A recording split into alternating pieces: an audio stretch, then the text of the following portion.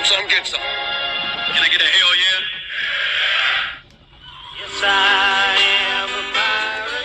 You have to go with the pirates because, of course, they have cannons and everything. It's a pirate's life for me.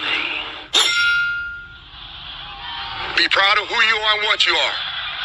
You're pirate. This is a first down. Pirates. Because when you're at East Carolina, you go for it every time. Or you don't coach at East Carolina, you don't come to East Carolina, you don't play at East Carolina with a weak heart. Write it. I think I've ever been in a building as loud as that was. It was deafening in there. You will get to Omaha. I can promise you that. And it's purple all night long in Eastern North You're Carolina. watching The Sports Objective, the podcast for Pirates.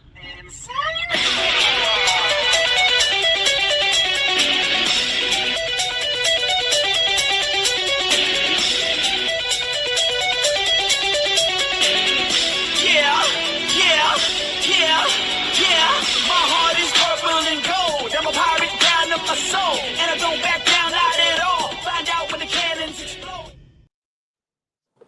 All right, welcome in to another exciting edition of Extra Innings. This is the American Baseball Tournament NCAA Selection Show edition, and I'm going to tell you, we've got a long, I know that you guys know the movie Smokey and the Bandit. We've got a long way to go and a short time to get there, and there's so many things. Happy Memorial Day. Hopefully everybody had a good time with that. We're going to be talking later in the show, and I promise, Johnny, we're not going to get off sideways. We'll focus on baseball for the first hour or so, and then all that freestyling or whatever we're doing at the back half. Happy anniversary to Johnny Robertson's. He and his wife. Thank you, Dave. I'm going to get some accolades here out first because we're going to dive into baseball. I will talk about one music thing that I was upset about, Johnny, really, really quick, and I promise. No, I'm intrigued. If it's this important, I got to know. Yeah, one of my favorite rappers of the 80s, Rob Bass, passed away of cancer, a silent battle. We didn't know about it. He had one of the biggest songs of the 80s, hip-hop wise, It Takes Two. He had the remake of Joy and Pain. If you guys know Frankie Beverly and Mays, they were obviously that song. That's where that song came from. But rest in peace, Rob Bass, at the age of 59. We'll talk about Beast Games. We'll talk about that. That's why I'm so tired right now. But the show must go on. We'll Wildfire. We'll talk about that. Johnny's keeping us on a tight ship tonight. But I want to let everybody know we will talk about the Beast Games. We'll talk about the pluses and minuses, the good, the bad, the ugly, and that'll be in our second hour. So just keep that in mind. Hey, I just want to give a shout out to the Pirates because man, oh man, if you want to talk about Mr. May, it is definitely Cliff Godwin. This is not his fan club, but it might as well be. Once again, he came through, guys. I want to get your guys' thoughts about. We'll talk about where we're going. We'll be talking all about that excitement. About 90 miles from us, and that helps our budget. But anyway, let's start. Saves me on a hotel room. Yes, I can drive it. I mean, look, 90 miles away. Look, there's no reason why Pirate fans cannot show up and show out. I know tickets, they're sale limited, but look, Pirate fans, we can find a way to get there. We're Pirates. Let's figure out a way to get there and support you guys. Hey, Johnny Robertson, what I'm going to do is I'm going to stand out there and I'm going to lift you up and you can watch the game. I'm going to hold you up like a cheerleader and you can watch the game. You don't have to worry about paying for it. I don't know how many plays you can see, but I'll do my best.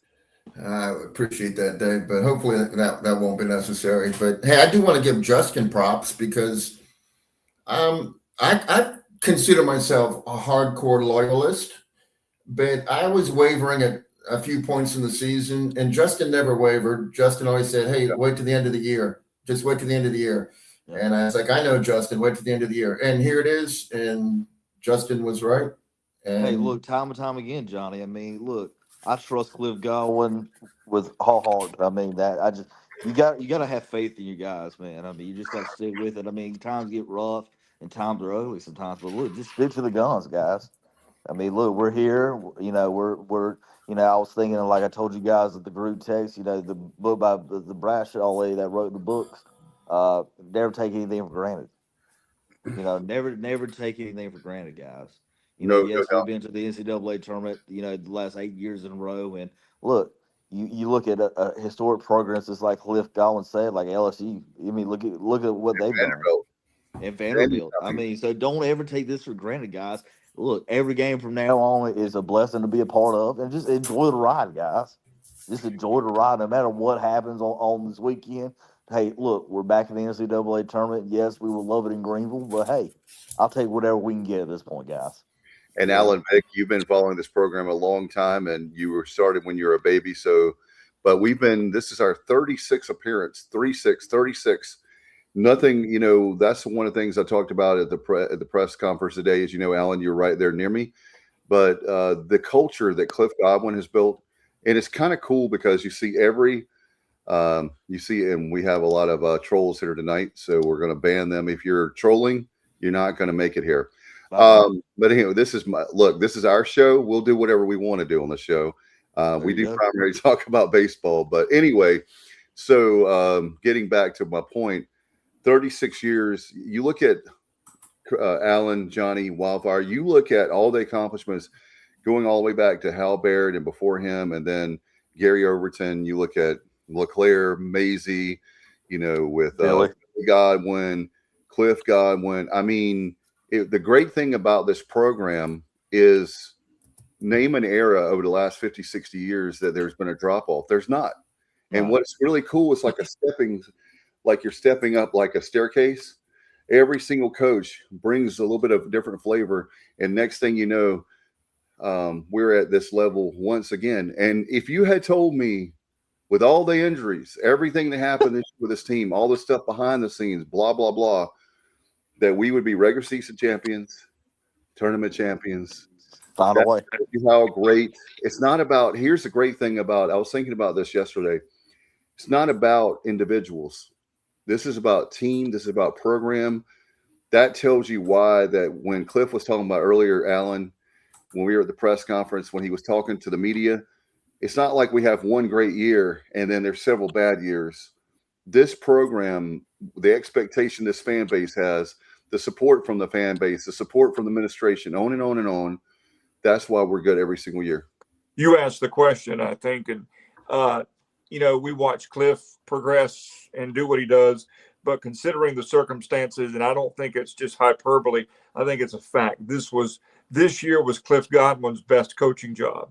I mean, it just was, and with all the circumstances and things, I think this was his best coaching job as East Carolina head coach. And I love Cliff, and I was giving him a compliment, and I said, "Is this your best coaching job?" And he did the media, he's going to do the shy, humble country boy thing, but this is his best coaching job. I think if you caught him in a private moment, he'd probably tell you this probably is his most gratifying year as coach at ECU. You can't help it. You go through what they've been through and what he's been through in the program. You can't help but be gratified and be proud, and and you should be proud. I mean, this team overcame numerous obstacles. We could sit here all night and talk about it, but it was an amazing job by everybody involved, not just Cliff, but the entire coaching staff, the support staff, everybody, to get this team in a regional was nothing short. I wouldn't call it a miracle, but it's darn close to it. Well, I'll tell you one thing right now. Cliff said it, so we can put this out here to our great loyal viewers and listeners. Thank you. We don't thank you all enough because it's nice to meet new people that you don't know who you are. They tap you on the back, on the shoulder and say, "Hey, I enjoy listening to you on Sunday nights." That means a lot. But anyway, John Gilbert told Cliff Godwin that, in other words, it was only 50-50 we would make it. The only way that we would definitely make it is pretty much we had to win the tournament, but definitely make it to the championship game. But the tournament was the only way because we can go ahead and talk about it, guys. UTSA, when people said, I know that they deserve to be in. I do feel like they should be in. So let me make that very clear. I'm not anti-UTSA. The reason the committee, in my opinion, this is just my opinion, and when I'm using my brain, my heart says UTSA should be in. My brain is telling me they're if you guys remember, there was some midweek games that was puzzling how they lost, and I don't remember. Johnny has a better memory of that than I do. of midweek games back in the season that they would like to have back, if y'all remember that. And then coming down the stretch, they lost to Memphis, UAB. Now, Memphis and UAB, I'm not saying they were like trash or bad. I'm just simply saying the UTSA won the league at a co-share with us, and they should have been they should have dominated, in my opinion, not dominated, but at least won 2 out of 3 against Memphis and 2 out of 3 against UAB.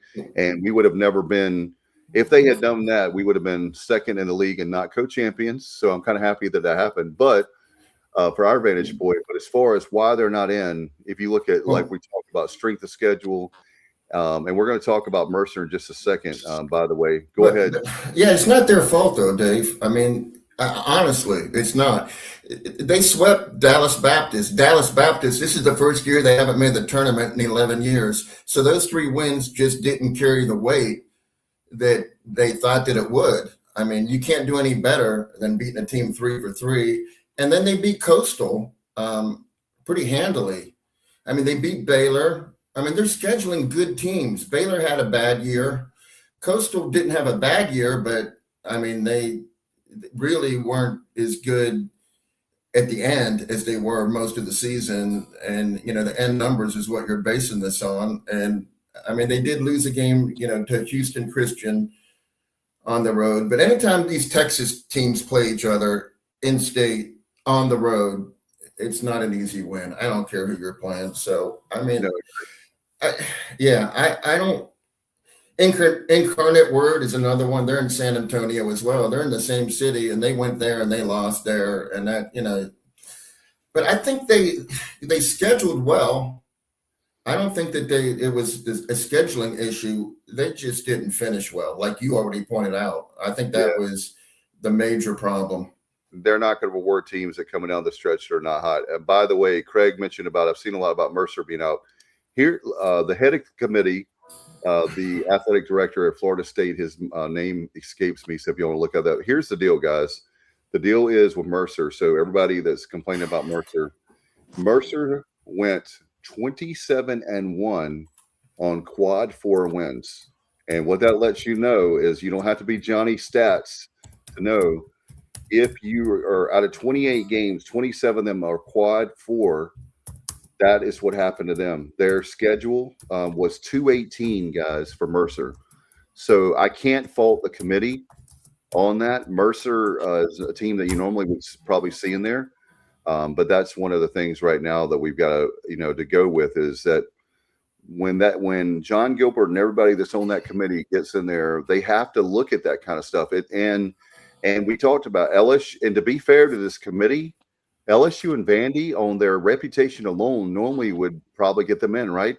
This committee set a precedent, said, I don't care if you're the number 1 program in the country as far as money, whatever.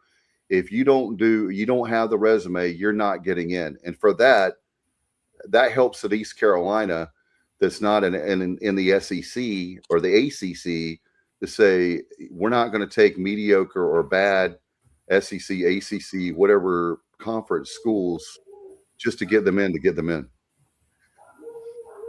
Yeah, I think strength of schedule definitely hurt Mercer. And as usual, you had some bid stealers as well. You had some things happen in conference tournaments that cost some teams. And you look at a team like NC State, probably with the eye test in the back half of the season. NC State's not a tournament team, but Elliott Avent's retiring. I think there was some sentimental stuff there, and State got in.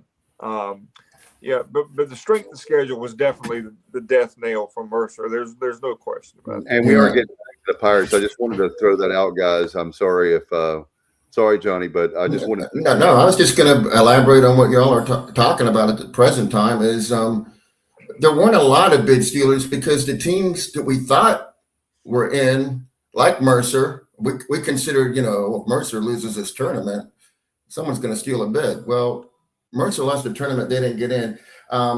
High Point, they were pretty close to the bubble. They didn't finish the job in their tournament. They didn't get in. A lot of people had them as the 3 seed in Chapel Hill. So, maybe it's fortuitous that they didn't win their conference tournament, because I'd rather be in Chapel Hill than Atlanta or any of those other number 1, 2, or 3 seed teams, Athens, whatever. But and as far as Cliff goes, I feel like last year was his best coaching season ever because our team wasn't as good as this team. And we had to win 4 games last year to win that tournament. So I'm not going to even say that last year was better than this year. Alan, you're correct. This was a heck of a coaching job this year. I don't want to diminish that. Let's just say he's just done miraculous things 2 consecutive seasons. So, he's done it 2 years in a row, and we should all be thankful that he's at the helm of this pirate ship.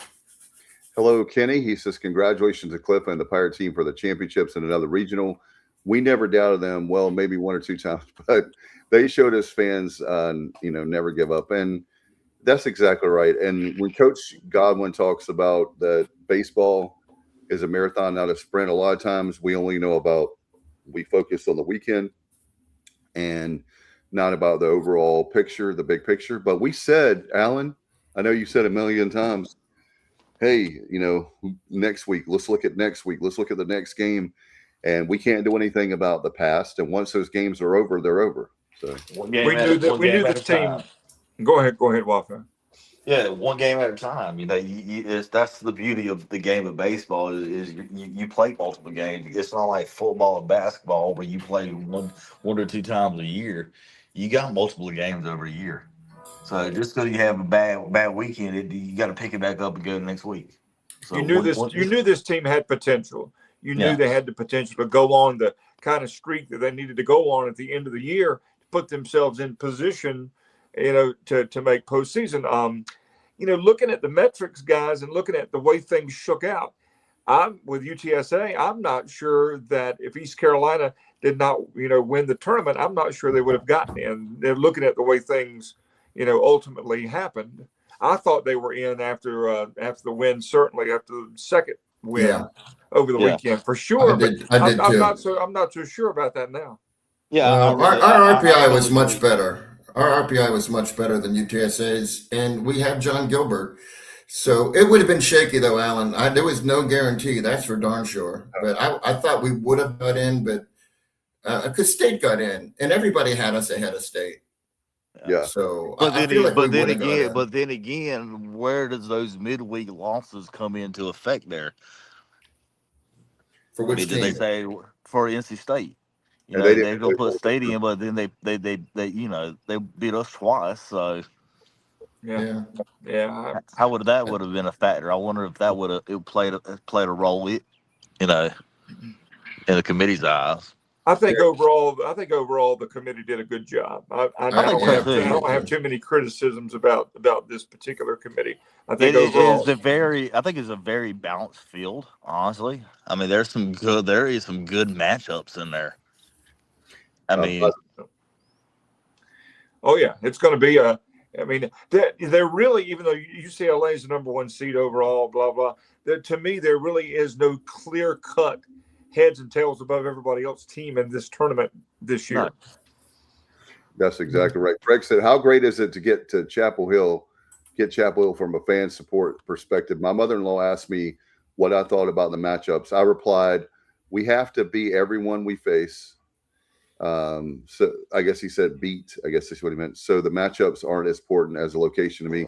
And I'll tell you one thing, Johnny, as well as I do, from a perspective, we're going to break down. We'll talk a little bit about the tournament and all that kind of stuff. But I did want to say that it really helps us as far as the fan base, everything. And this year, I will just go ahead and tell you guys, I was worried if I was going to be able to go because of the fact of financially.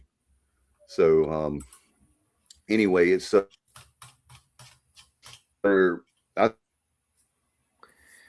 breaking up there a little, Dave. Yeah, I think we've temporarily lost Dave. As far as going to Chapel Hill, I don't think. It could have worked out any better. I look at Virginia Tech being sent to UCLA. Woo. Think about that. Yeah, that's crazy because people are like, how did Virginia Tech get a 2 seed? Well, if I'm Virginia Tech, I don't want a 2 seed because the last 2 seed in has to play the number 1 unless they're in the same conference. And so Virginia Tech's reward for getting a 2 seed is going to Los Angeles to take on the best team in the country. I mean, being a 3 seed is fine. There's no competitive advantage from being a 2 seed other than you get to bat last in your first game. Right. That's it. I think honestly we got one of the better 3 seed spots. I agree. It's a great setup for us. Gosh knows. I mean, we couldn't ask for any better. I mean, we saw VCU last season, and we ruled them 12-2 in Richmond, and then the next day we beat them 11-1. But that VCU team is 17-37. This year they're 37-23. So, and towards the end of the season they really started to roll. So they're a hot team, and nobody should take them for granted. I know UNC's not going to. So, they improved 20 games. They won 20 more games this season than they did last season. And we had them in Greenville, the 2024 regional with, Wake Forest and Evansville. And they were a tough out. But and Carolina has proven over the years that's a good baseball team. But they've proven over this year they are human. They are fallible. They can be beaten. We beat them once. We tied them once. Georgia Tech took them to the woodshed yesterday. This Carolina team is really, really good, but I'll take it. We've already seen them, 2.5 times, and I'll take Cliff and our coaching staff, to what they can do with the team they've already seen any day of the week. So I think overall, I don't think we got anything to complain about. Bye. All right, guys, can you hear me now? The dulcet tones of Dave Richmond are back, ladies and gentlemen. There's nothing like having great internet that you pay a lot for. And then the reason why I have the top of the line internet with that company that starts with an O is the fact of this very show. And if you want to stream anything, if you don't have the top of the line stuff, then this show will be like this the whole time. And then it's embarrassing when that happens. But anyway, let's bring in, ladies and gentlemen, Kyle from LaGrange Barber. What's going on, guys? I'm not going to stay long tonight. Not feeling great, but just wanted to check in for a minute, say hey to everybody. Obviously, pleased with the way the weekend turned out for the Pirates. Great job taking care of business in the conference tournament.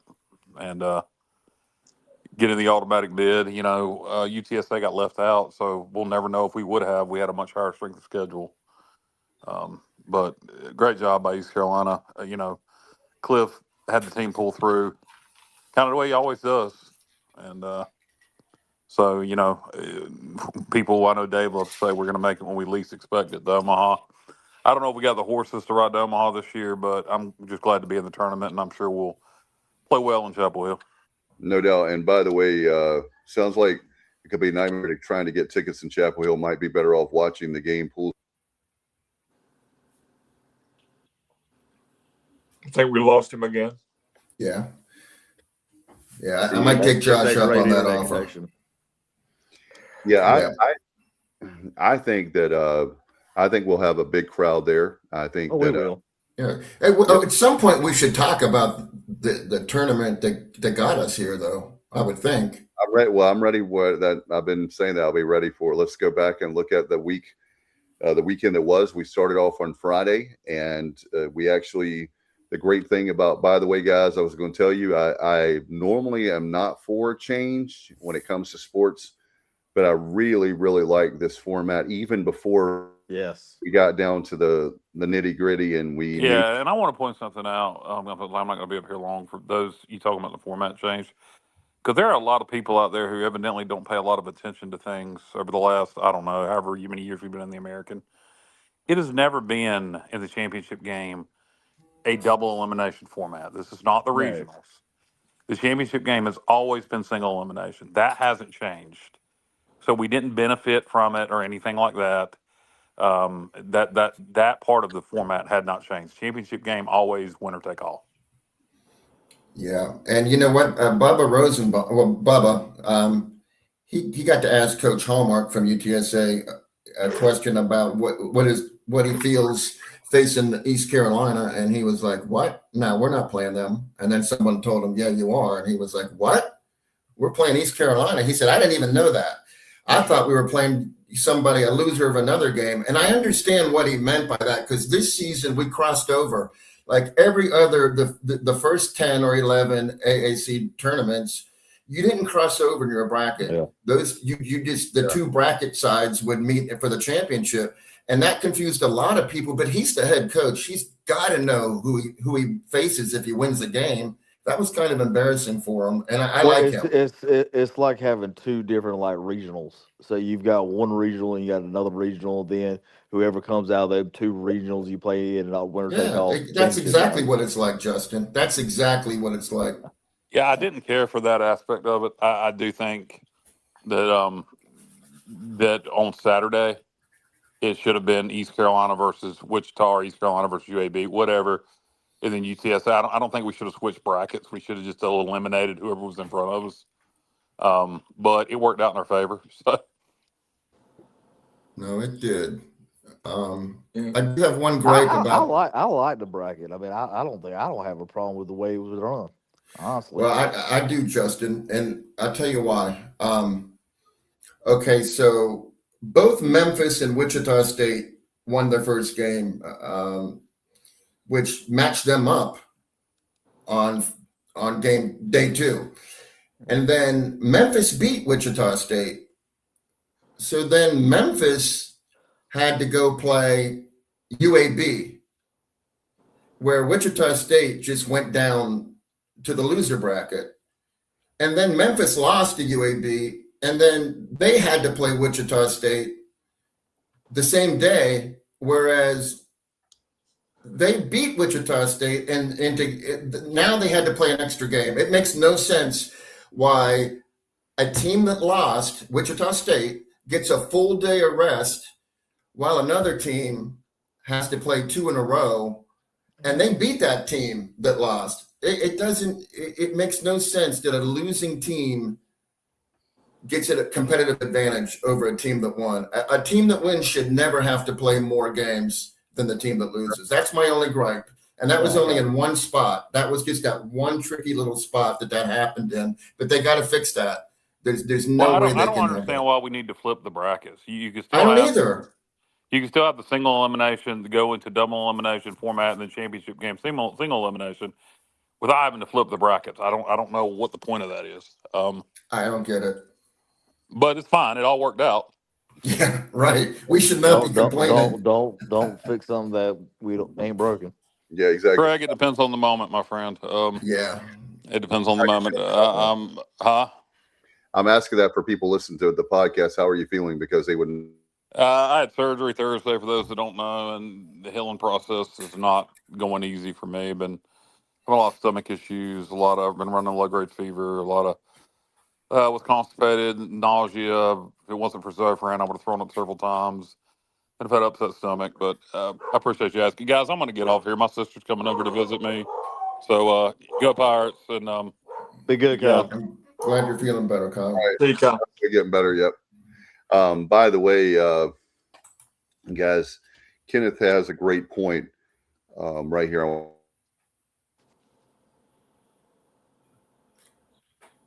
Well, Dave's having a rough night with internet tonight. You know what, Alan? When he freezes, sometimes I think, is it me? Is it my, So I'm glad when you speak up, because it lets me know that. Yeah, he likes play early. Yeah, exactly. They should be rewarded. The reason I like the format is they should be rewarded for having a great year, and they should not be playing on Tuesday. Oh, I'm all for that. I'm all for that.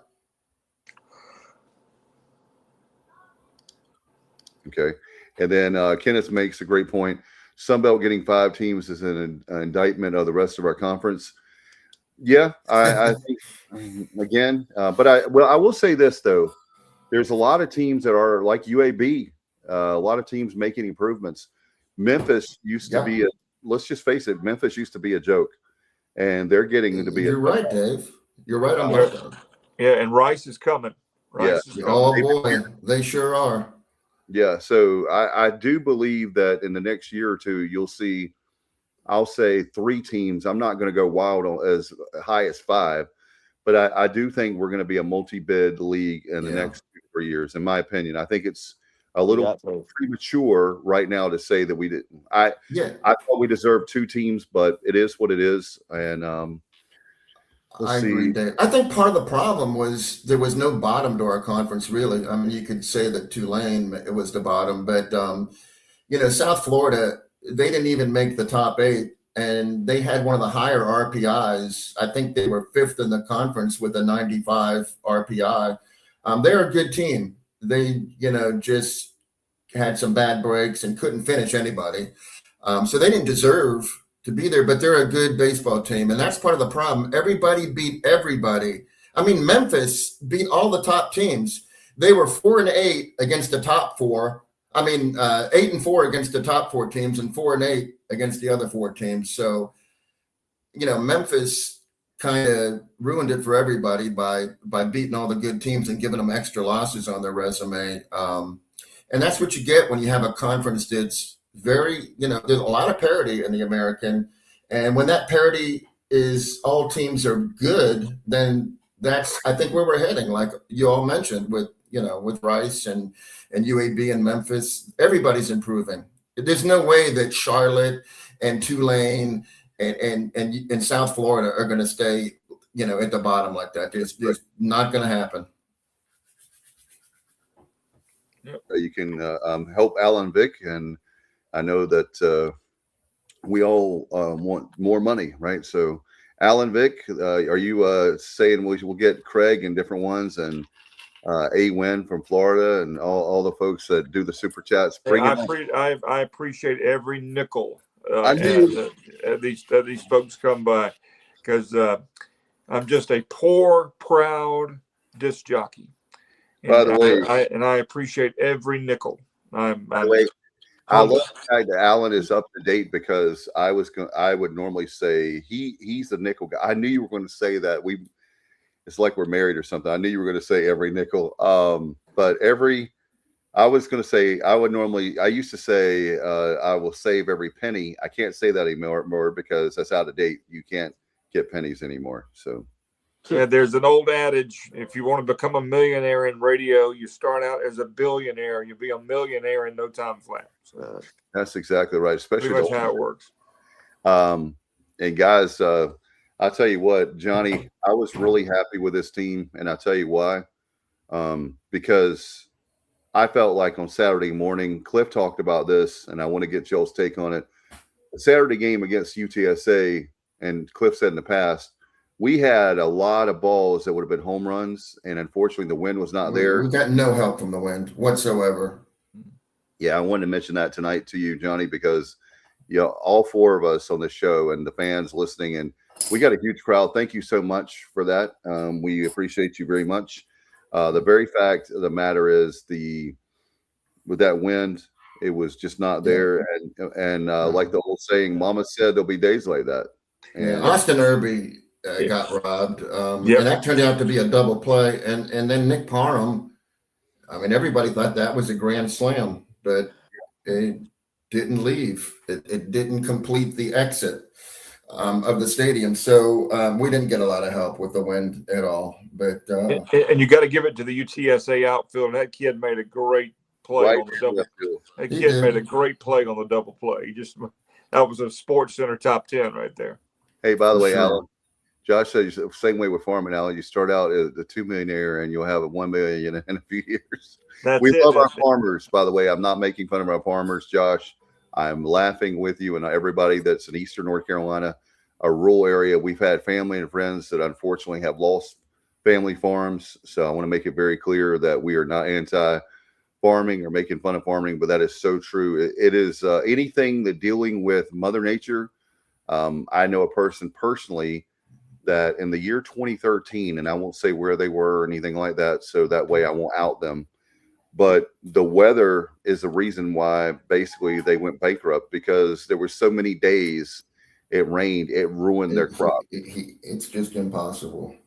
Yeah, and farmers are literally, I'll say this one more thing, I'm not campaigning, but farmers are literally our backbone, because if you can't feed the population, then that's one of the ways to make civilization, and to have a thriving country is our farmers. So I have a tremendous amount of respect for farmers. Tremendous. I just want to make sure, Josh, that that we're laughing with you and understand exactly where you're coming from, as people that know people who know people, and people that we don't know, but we know of them that have lost farms, and it's very sad.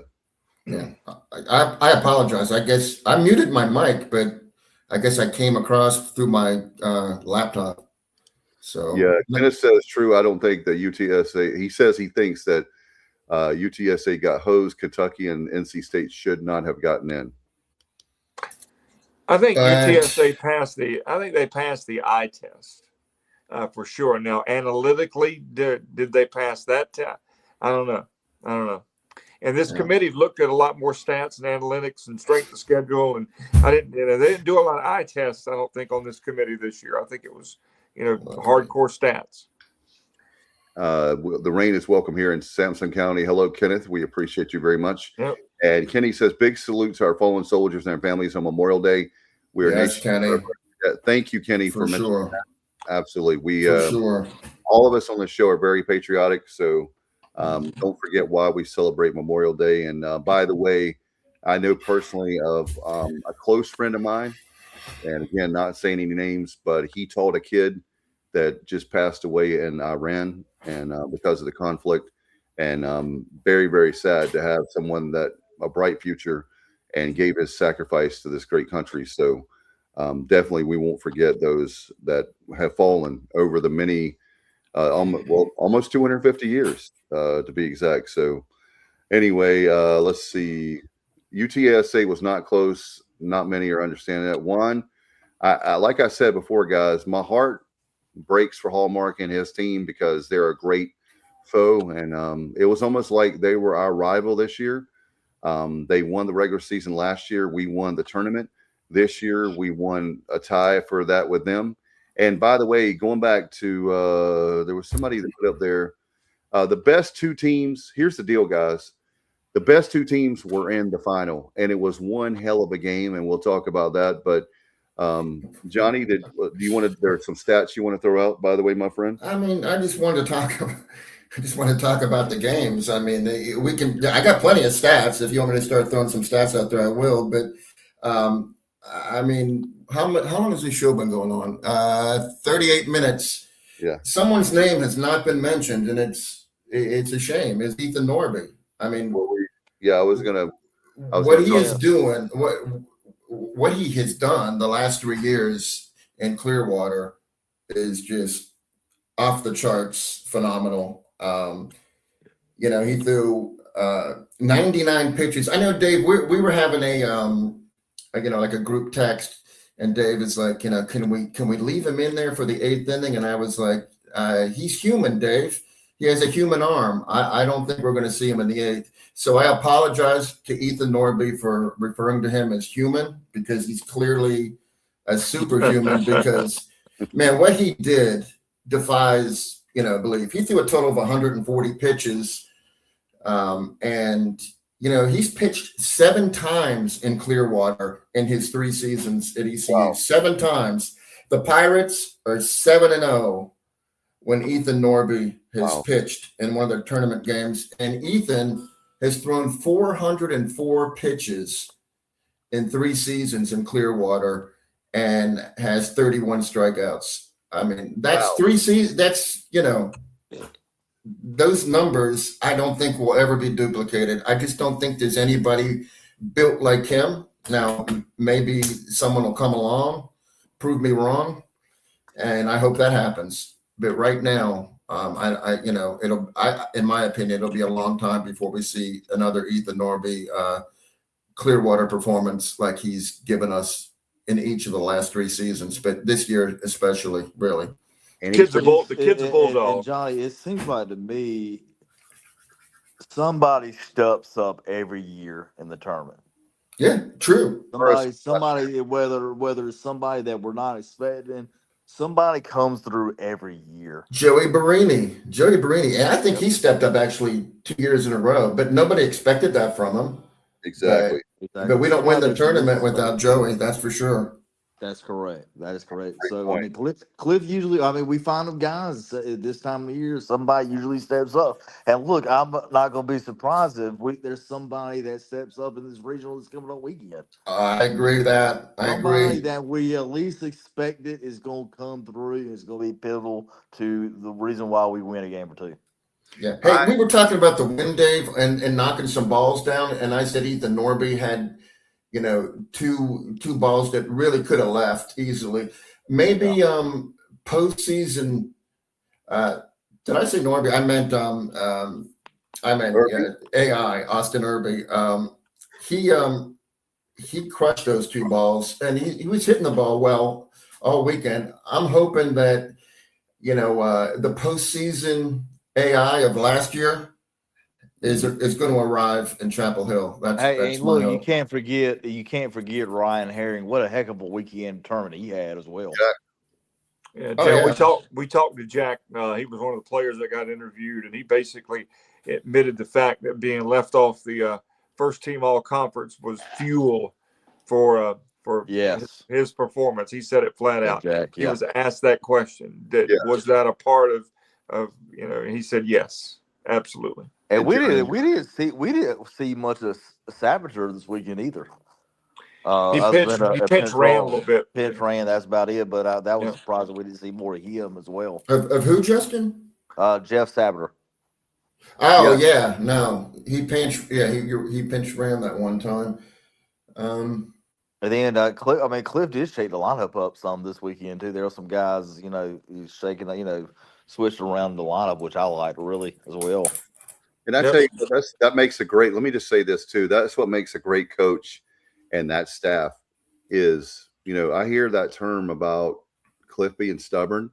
Well, it's kind of hard to say that he's being stubborn when, for example, won't Burrs batting like third or fourth this weekend when he usually leads off, and having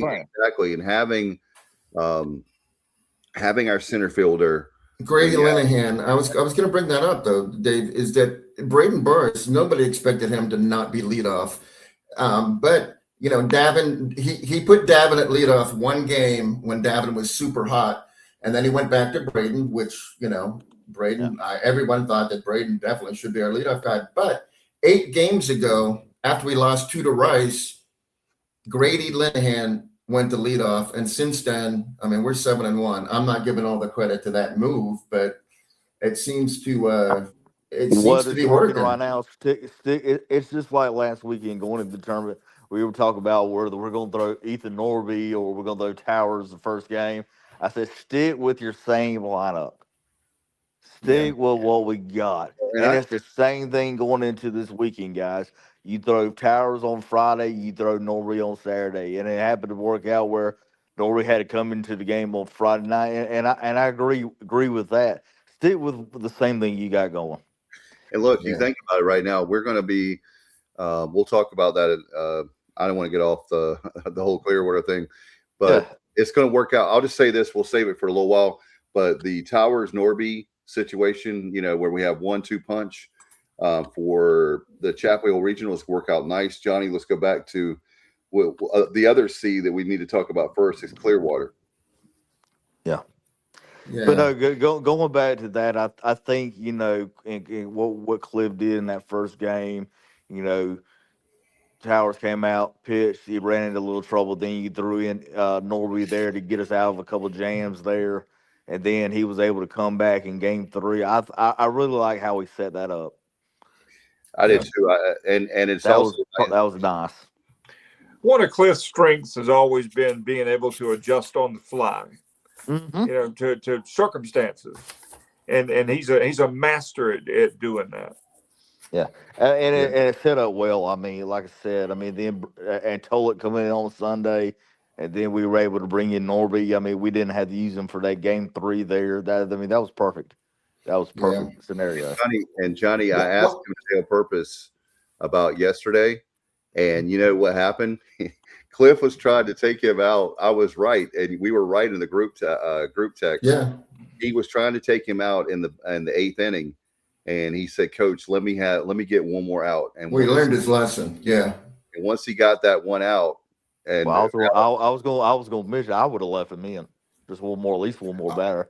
Just the competitor to that. He was at 99 pitches, and even Ethan did the fist pump after that. After he recorded that out, which I knew he was coming. He's not going to do that, unless if there's not 3 outs. Unless I think he was ready to come out, but he wanted to. I mean, take care of that guy. What did you say, Johnny? He threw 99 pitches. Yeah, was that he threw 41 on Friday, and then 99. I mean, heck of play. If we had to give a pitcher of the weekend for the tournament, it had to be Norby, man. I'm just telling you. Yeah. Oh yeah, he was the outstanding player. Yeah, 41 pitches on Friday. That's not like I don't know if John White's listening tonight or whatever, but I would like his opinion. That's not like a bullpen session. 41 pitches. You're going to feel that. You're feeling that on your arm.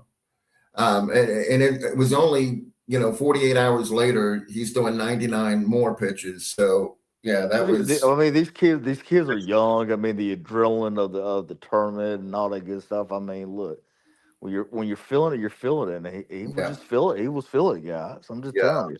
Pitcher of the week is obviously going to go our extra innings. Pitcher of the week, being the most outstanding player, is obvious. The elephant number is Norby, so want to go ahead and get that out of the way.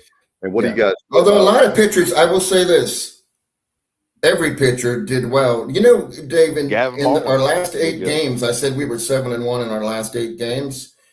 Yeah. So 10 different pitchers have combined to throw 68 innings, and our ERA in those 8 games is 1.85. 1.85 in college baseball.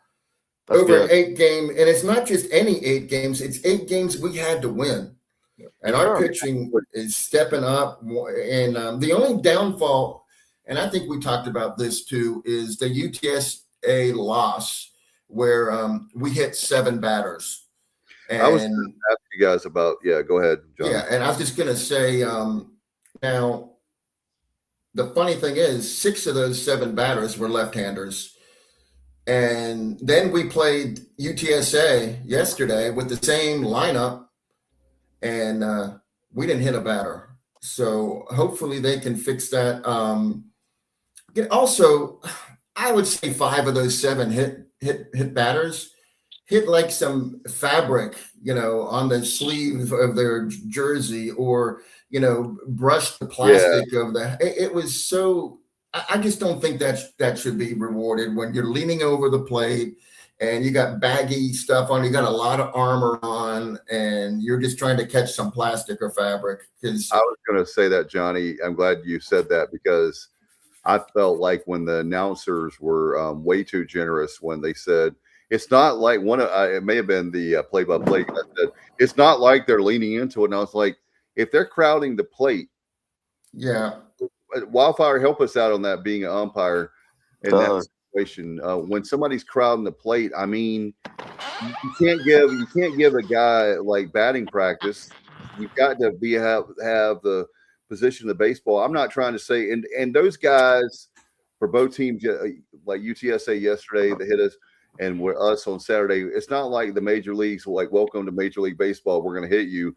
It's the position and that placement of that ball. And I need John White, because I'm not trying to speak out of turn, but to be fair to pitchers, there's a lot of guys leaning in knowing that, hey, he might hit me.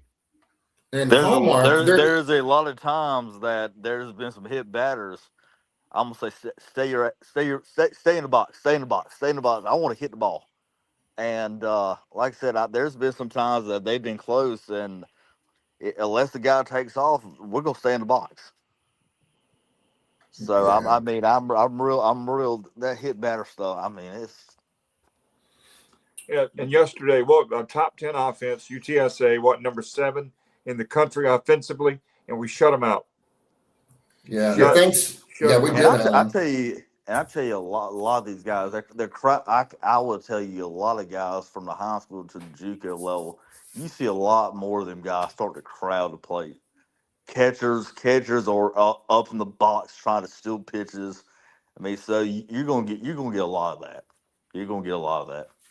Yeah. So, guys, Johnny, the two freshmen were awesome this weekend, Hoagland and Rose. Well, yeah, I was going to get to especially Charlie Hoagland, who he was amazing because there were no more important 3 outs than the ones he recorded, and it was never really in danger at all. The way he ended that game was okay. He had a fly ball to left field, so Davin could take care of the first out, and then it was a fly ball to center field, and Grady Linehan, had the honors of putting away the second out, and then the third out was a fly ball to right field, and Jack had the honors of ending the whole tournament with that put out. So he pitched just magnificently, and every time I see him, I just see things that I like that I didn't notice before, and he's coming around at the right time.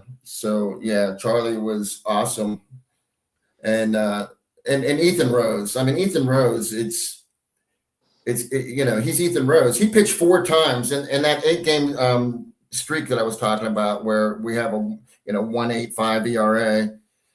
Ethan had more appearances than just about anybody other than Joe Webb. So he's a crucial part of the equation as well. And we're lucky that all these pitchers are just really finding their rhythm right now. It's really fun to watch. By the end of the year, these freshmen aren't freshmen anymore. No, they've been through the wars by the time you get to Clearwater every year. Yeah. So they really I was really surprised at UTSA's final at bat yesterday, guys, that they were not more selective. Down 1-0, I would have thought they would have taken some pitches and whatever, but there was that one at bat where the guy fouled off, 8, 9 pitches, whatever it was. Other than that, they were swinging away, man. So just I think they felt like they had to be. How do you guys? I felt like that with Ethan Norby's performance. To me, I know that I'll say this. Hindsight is always 20/20, but I was nervous. I told y'all that I was very nervous about that game being only 1-0. Kyle, by the way, I was going to give him credit. He said it was going to be somebody was going to win the game 1-0, and I'm glad it was us. But did you guys feel like to a point with the command that Ethan Norby had, you still felt confident in our team because you knew that he was not going to give up a whole bunch of runs, even when he had pitched on Friday. And so for me, that 1-0, I felt like we needed 3-0 to win. I told y'all that, but at the same time, I did have some confidence knowing that we had Ethan Norby. That was what I will say this. I'm sorry, guys, to ramble. The reason, Johnny, I was asking you, I felt like if we could get to the 8th with Norby, my point that I mentioned to you guys was that if we could get to the 8th inning with Norby, we would be able to find a way to win with who we had in the bullpen. That's just my opinion. Yeah. No. Hey, one thing though that these pitchers did really, really well, every one of them across the board, if they did get into a jam, they got out of it. UTSA was 1 for 19 when they had runners in scoring position. 1 for 19. Rice was 1 for 10, and that was a 1-run game. So you got 10 chances to get a run across the plate, and you don't convert on 9 out of 10 of them, and you lose by 1 run. I mean, that's a tribute to our pitching. And Wichita State, that game, that was almost hard to watch, to be honest with you. I felt really bad for Wichita State because they just didn't have any pitching. I mean, the guy was throwing 82, 83, 84 miles an hour, and I just didn't feel like we were aggressive enough at the start. I know we won by 10 runs, but I feel like, we could have had 13 runs in the first 3 or 4 innings. Yes. And then the last pitcher they brought in, actually, he reached 97. John White said it was the best pitcher on their staff. I don't know enough to make that determination, but I do know that he had 97 velocity. I mean, and this kid doesn't even play. But they did manage to try to hang in there, and I'm glad that we prevailed because we were 1-4 against Wichita State in the conference tournament in our history, and they had knocked us out twice. They've eliminated us. So that was some good payback. So we had payback on Wichita, and then we had payback the next day with the pesky Roadrunners. So that was awesome. The double play by Braden Burris, the second baseman, obviously. Oh, my goodness. Was that not incredible? I mean, that was not to say tongue in cheek when I say hallmark, but that was, to me, no offense to Coach, that was a hallmark moment for me, because I told you guys that Saturday when we had those hit by pitch, and I'm like, come on, we can't have that, right? And so that's what I was telling you guys, stating the obvious, but those 390s, man, were killing us on Saturday. We could have won if, I don't know, Johnny, you're the stats guy, but how many free 90s and all that we had, but between the walks and the hit by pitch, but to me, that between that and the win not cooperating were the two big ones. And having, you just can't have errors. I mean, but the defense was stellar. Norby was stellar, and yes, they by having Norby in that game, being lights out. I mean, he was a guy he's a guy, like you said, Johnny, that we all know that he's going to the next level. He's one of those guys you wish you could have for 6 or 7 years. I'd take him. I know. We know he'll be leaving next month, but boy, oh boy, it's great to have him right now. And it would be great for a guy like Norby. I'll just say this.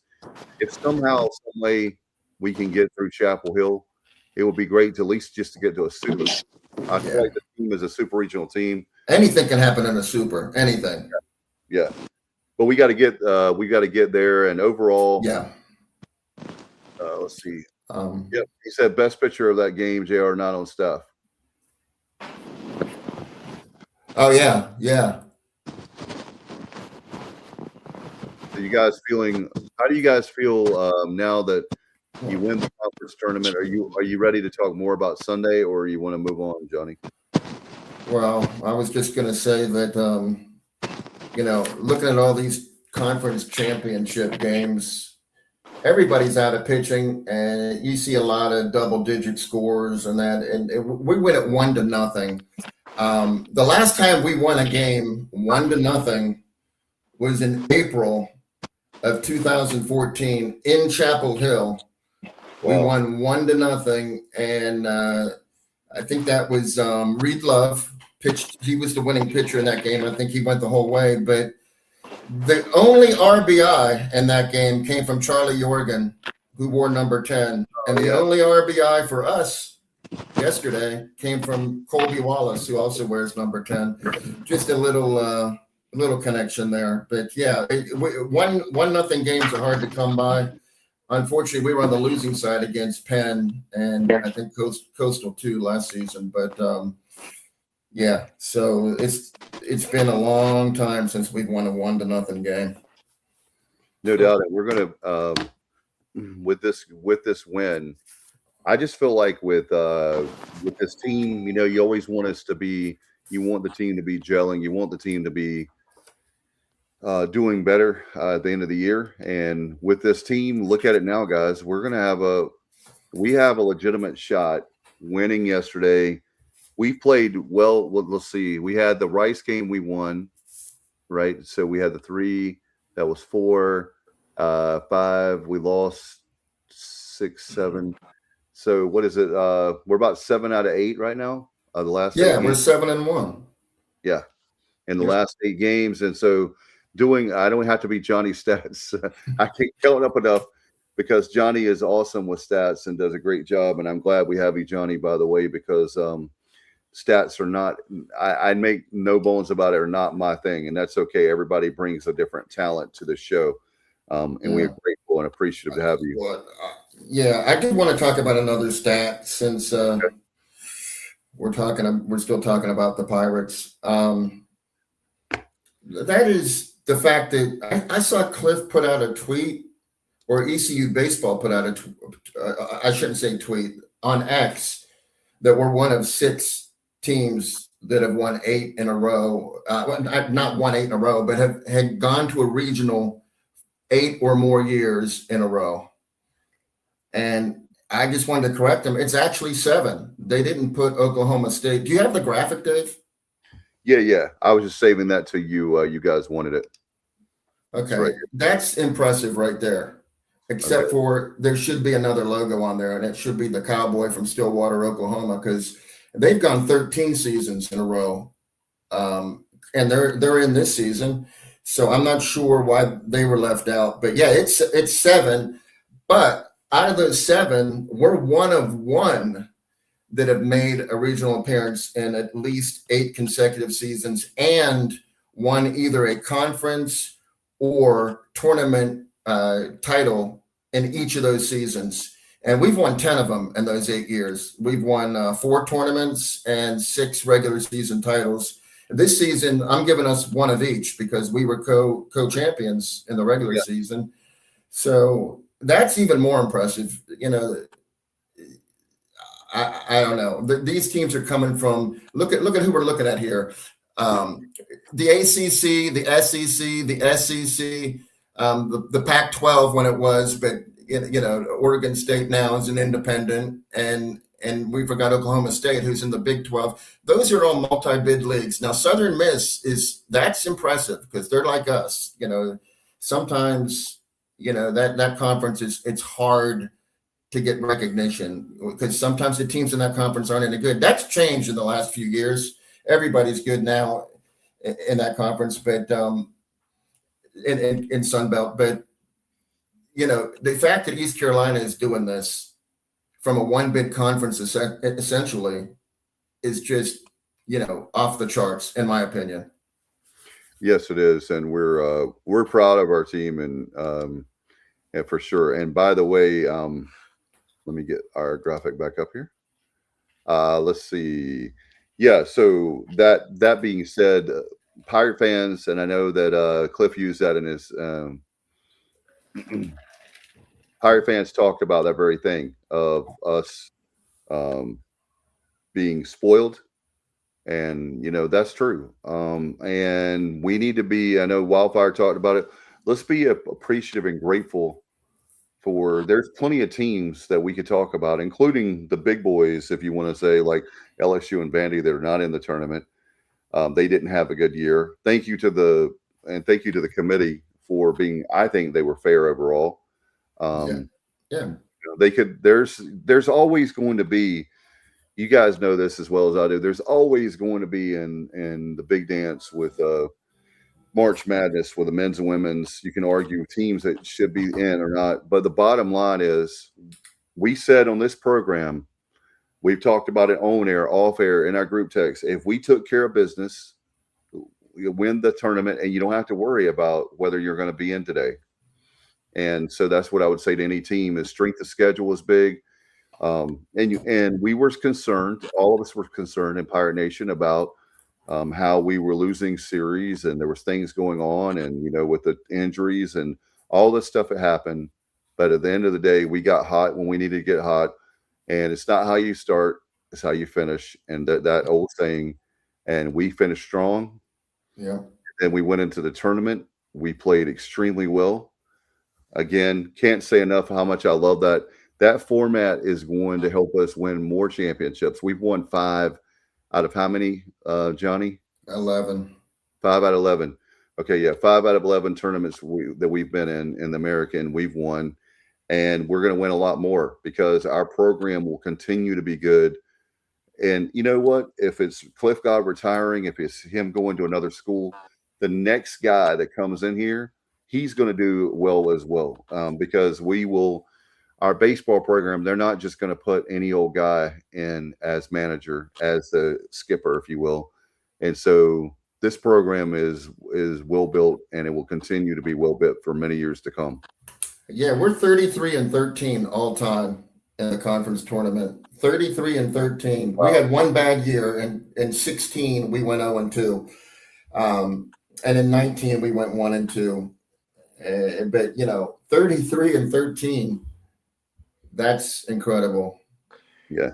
You talk about being spoiled. Teams like Nebraska, this is the first year they made the tournament since 2008. Just think about that. a Big Ten school, first time since 2008 that they're getting into the tournament. So we have absolutely nothing to complain about. We are spoiled, blessed, and we should be proud and humble and just, that's an incredible statistic to think about that. We're expected to make the tournament every year. And we talked about it mid-season when things weren't going well. What's going on? Yada, yada, yada, yada. Thanks, Josh. Yeah. Now, what did he say there, Dave? I can't see that. As Brian Bailey said stats are a statistic you can look at. Yeah, Pirate Radio uses that soundbite occasionally. It's pretty funny. Clemson and LSU not in the tournament. The last time that happened was 42 years ago, 1984. And how about the fact that there's no Vanderbilt? I mean, I think is it 19? 19 for them, 13 for LSU, and 11 for Dallas Baptist. See ya.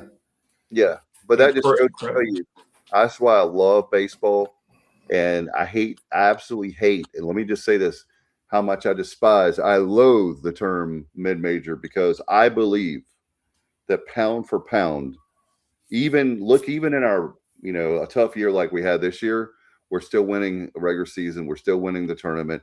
We're still making a regional. You have to go back to 2017, last time we were left home. And so looking at that, I mean, I don't like that term. I think to me, it's condescending. And here's why. Because baseball, we're playing the North Carolinas. We're playing the NC States. We're playing the Dukes. We're playing all the teams we can possibly play. In football, they're so elitist where nobody will play us. But in baseball and sometimes basketball and other Olympic sports, they will play us. So to me, I just find it, I like baseball. It's very refreshing because we do have a chance to win a national championship in baseball. And basketball, it's on paper only. I don't know if we ever will. And then football is where we're actually now where we're able to go to the playoff and have a chance, at least a chance. But baseball is my favorite as far as we really have a chance to win a national championship and to play with the big boys. And that's what we need in football. Not going on a rant, but in football, we need to have where, it's really a level playing field, and where the NC States of the world, there's no reason why Carolina, NC State, and other schools will not play us, because their conference. They went to 9 conference games, so they're being told. I guarantee you, it's not the individual schools. It's really tough. It's going to be tough with 9-game conference schedules. They're going to play an FCS school. So that's 10 games right there. But that's we're going to have to, and I'll say this, by the way, guys, not to get off subject because we're talking about that, but we need to have it where our leaders, and we're having it, by the way, our members of the state legislature. This is one thing where our state legislators, it doesn't matter if they're Democrats or Republicans, they're getting together on, thank goodness, maybe there's hope. I can't stand the fighting. That's a whole, Alan Vick and I talk about that. That's a whole nother show. But the fact of the matter is, when it comes to this, you're going to see where, unfortunately, it shouldn't take the state legislator to say, okay, if you're a state school, you're going to have to play Charlotte. You're going to have to play Appalachian State, and you're going to have to play East Carolina. There's 5 schools out of 7. There's 7 Division I schools in football, and those 5 should play. 5 out of 7 should play each other. I understand the Duke and the Wake thing, but even they should play East Carolina. No excuses. And what it tells you is they're scared because they want to have a guaranteed win. I get it, but the hypocritical part of that is you say on the one hand that you're better than us, but you won't schedule us. So if we were such a cupcake, put us on the schedule.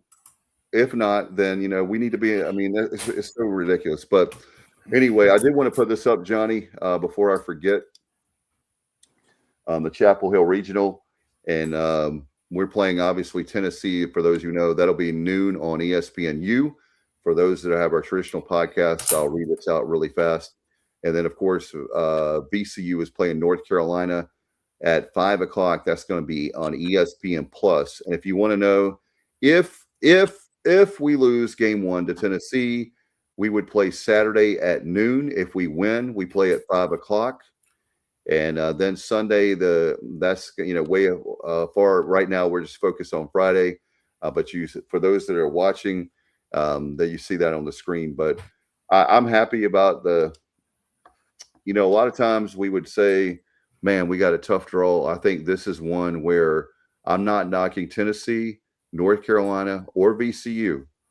But I think that it's probably, you could argue, it's the most competitive regional of all the 16 host sites. What do you guys think? Yeah, absolutely. With that field, I mean, I think it's one of the better 4 seeds. I think it's one of the better 3 seeds. It's one of the better 2 seeds. Tennessee won the national championship 2 seasons ago, and they had a pitcher by the name of Luke Payne on their staff. And he wants another ring, by the way, but now he's wearing purple and gold. So I hope he gets his wish there. Tennessee, they lost their coach that coached them to the national championship. He's now with the San Francisco Giants. And so Josh Elander's the new coach who's been on the staff for quite a while. And, they've lost 20 games, but they're in the SEC, so you can't read too much about that. But, I mean, Kent State, who didn't make the tournament, they almost did, but they did not make the tournament. They beat UT in Knoxville 2 out of 3. So, I mean, they can be beat. Wright State beat them. Wright State shut them out in Knoxville, 6-0. Wright State's not in the tournament. So, I mean, they're a tough out. No disguising that. But I feel like, we got to we have a shot, and we have a good shot. Yeah, and going back to what we talked about, the free 90s with the hit by pitch, the walks, the errors. Yeah, let me tell you, they have some left-handers on that team. So, that's our issue. Is we're almost always hitting left-handers, especially with left-handed pitching, which we predominantly have left-handed pitching. But yeah, Tennessee has Blaine Brown, who played at Rice last season. I don't know if you remember him or not, but he has 13 home runs. He's a lefty. They got Blake Grimmer is also a lefty. He's got 12 home runs. Reese Chapman has 10 home runs. He's a lefty. He's batting .316. Jay Abernathy, he's also starting. He's a left-hander, not a power guy though, but he does have 3 home runs. So yeah, we're going to be facing, plenty of left-handed batting this weekend at least with Tennessee we are. So that makes me feel good. We have a lot of left-handed pitching that knows how to get the job done. So that's half the battle. Yep. Talk about VCU. They're hot. They come into the tournament playing well. So, I mean, this is going to be a very competitive regional. Yeah. I'm not making. I think they've won 9 out of 10, Alan, or maybe 10 out of 11. I'm not making any predictions, but I don't think it's going to be a cakewalk for the Heels. Let's put it that way. No, and here again, guys, I will tell you this: we all know that, and we've experienced this. We all know that this time of year, injuries. They're guys that are banged up, and we don't even know it from all the teams. I'm not just saying East Carolina. There's all kinds of factors in there. And I believe, and I said this wholeheartedly, I believe that there is going to be a huge amount of Pirate fans there this weekend. I did wanted to ask you guys, by the way, I'm happy we're in Chapel Hill. So let me make that very clear that we're close by. But if you had I was talking to someone of the media, and I won't say who it was, talking to someone, is there a place that you would like to go to? Athens? We obviously know the Georgia Tech Regional would have been, that they are one of the hottest teams, one of the best. Yeah, you don't want to go there. Yeah, but is there like a Hattiesburg? That was my sentimental favorite. Hey, didn't I, in our group text, did I not put out there that? Oh yeah. Everyone had you say Atlanta, and I said I wouldn't count Chapel Hill out. because there's no, we shouldn't get, if we win that tournament, Georgia Tech, the number 2 team in the nation, shouldn't have to have a 3 seed in their bracket that's as good as we are. So I didn't think it was going to happen. And then when I saw Virginia Tech was in, Los Angeles as the 2 seed, I was like, okay, I thought maybe they could be the 3 seed in West Virginia. And then, because I wanted to go to Morgantown, to be honest with you, if I had my choice, just because I love that atmosphere, and that would be a very winnable bracket as well. So I thought, okay, Virginia Tech was the obvious fit for Morgantown, but since they're in LA, maybe we'll be but that didn't work out. But I'm happy where we are. It's close travel. The team doesn't have to worry about, excessive travel or anything. And yeah, I'm happy with the Chapel Hill Regional. But you asked the question, where would I like to go? And I would have liked to go into Morgantown. But Athens is great. I love Athens, Georgia, but that's like a little bandbox. And we don't really have a lot of home run hitters. They have a lot. Tennessee's hit 111 home runs, by the way. So they're going to be challenged. Yep. And looking at the weather, Friday looks great in Chapel Hill. I think we'll be fine for Friday. Beyond that, it doesn't look terrible, but it doesn't look great either. There's a 50-50 chance of showers and thunderstorms every day from Saturday on. So as we know, weather, for whatever reason, weather in East Carolina, we've had so many instances over the years in regionals where weather has played a part. So keep our fingers and toes crossed this year that's not the case. Yeah. And we talked about it, by the way, earlier. The one negative, and I will say the one negative for Chapel Hill, is the parking issue. And I will tell you this is exactly what they used to do. If you guys remember, and so people know, we're talking baseball for all the haters out there. We're talking baseball, but they used to, when they had the Dean Dome and they had all the, they still do, but they had all the concerts there. What they used to do is University Mall. They would get you to park at University Mall and bus you to the Dean Dome, right? So I wish they would do the same thing for the Bosch, because I'm not knocking UNC, but there's just not a lot of parking. And so, in fact, the ticket office put that out, that, about the 200 tickets reserved for student athletes, coaches, and staff. But I will say this, let me be fair too, we at East Carolina have a very nice ballpark in Clark Leclerc. And how many times have season ticket holders could not get tickets because we were told the NCAA, and I believe the people that told me inside the ticket office, that we had to hold a whole bunch aside. So I don't know. We'll see. We'll keep an eye on things, but let's just go there and win the regional and get out and move on to the supers. I'm very confident in this team. I think if you know that, for those of you that know me, I hate ties. I hated that tie back in February. I felt like we could have not swept them, but won 2 out of 3. But anyway, it is what it is. It didn't matter. It ended up not mattering, and we didn't get any players hurt, and nobody wanted to play anymore in that game, either side. So I agree we are paired up with the Auburn Regional. Is that correct? No, Texas A&M. Texas, that's right, correct. We're Texas A&M Regional. So that's just something to look at. Just, you don't want to look ahead, obviously, but you have to look ahead.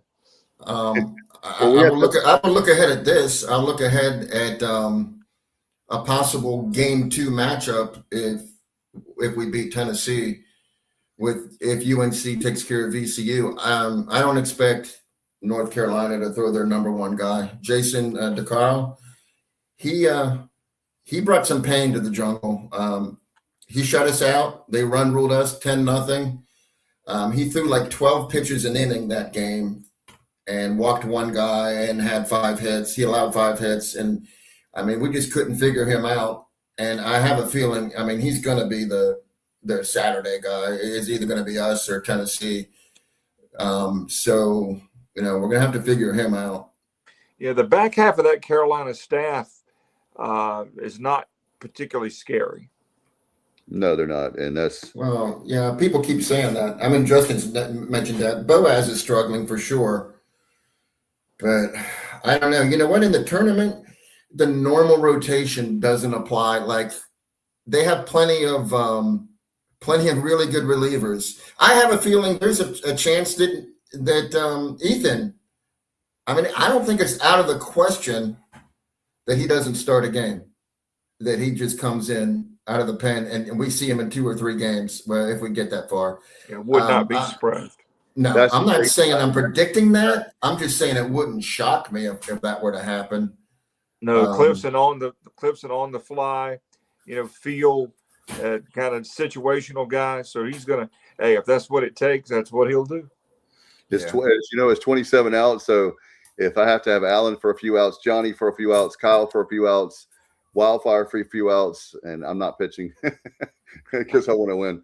But that's exactly. I definitely think East Carolina. I definitely think East Carolina has a good shot at winning on Friday. And you know what?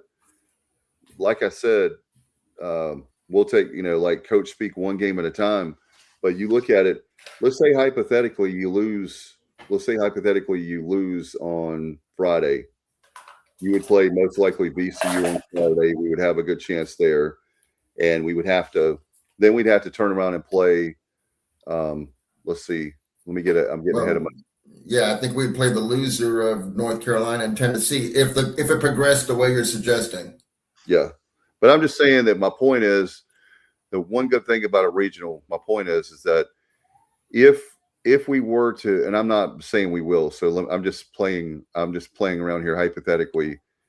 Pitching, I believe if you're going with their star guy and he pitches against Tennessee, let's say on Saturday, they don't have him anymore, and then they've got Sunday to worry about. So we have to get there. We have to win. I think we can win, obviously, on, let's see. Boaz is the only part of the staff that has holes. The rest are studs. Second best staff next to Oregon State in the country. They have plenty to cover. Boaz, they do. Yeah, I appreciate that one, but I'm just telling you. I'm telling you right now. We also have studs. We also have guys that are growing up fast. We have guys that, yes, we're depleted, but it's not like when going into the season. Alan and I were there in January. It's not like that we didn't have a deep staff. Thankfully, the one thing that saved us is we had a deep staff, or if not, we would not be talking about co-champions, tournament champions, and now playing in a regional in Chapel Hill. Yeah, we had some freshmen, as we talked about earlier, that grew up in a hurry. So, yeah, I mean, we were very lucky to be deep on the mound because the injuries and things like just piled up, exponentially and quickly. And it was just, every team has those years occasionally where the injury bug just seems to bite, more so than average. And this was our year for that.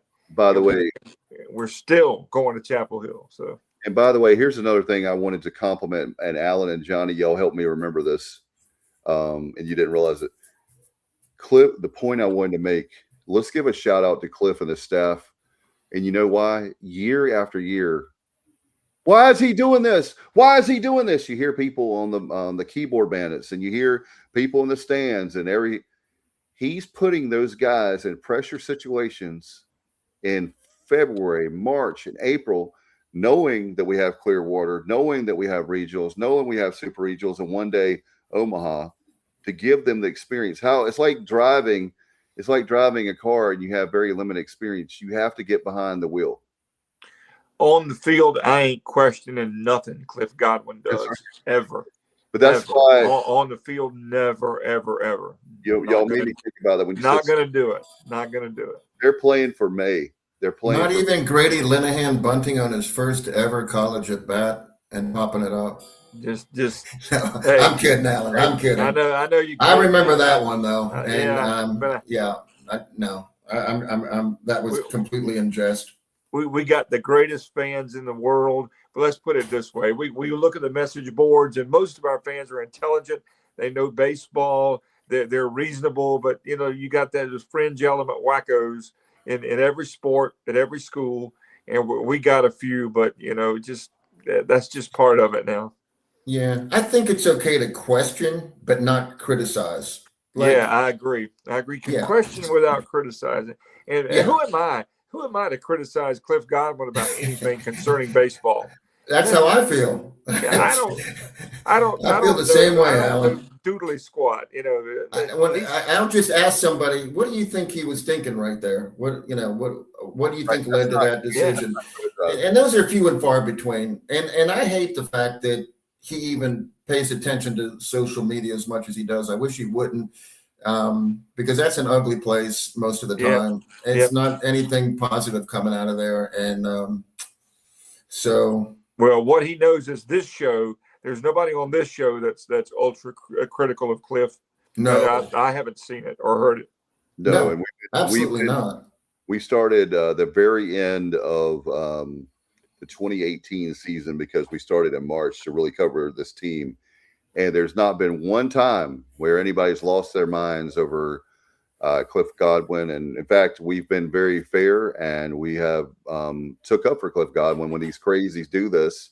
Not that he needs us to, but it's frustrating how you appreciate the passion, but when you go over the line, then we're going to call you out because Cliff and you look at the staff, you look at the support staff.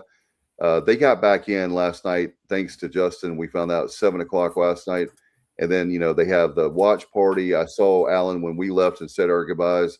They're getting their gear off the bus, literally when we drove off after. They're always, my point is they're always doing something. So we talk about staff. Look at somebody like Jeff Palumbo. Yeah, Jeff Palumbo has had opportunities to be a head coach. Yes. Somewhere. I could remember several. He's a Hall of Famer at George Mason. We don't mention Jeff enough, but he's the glue guy in the coach. Can anybody hear me? Yes, we can hear you. Oh, okay.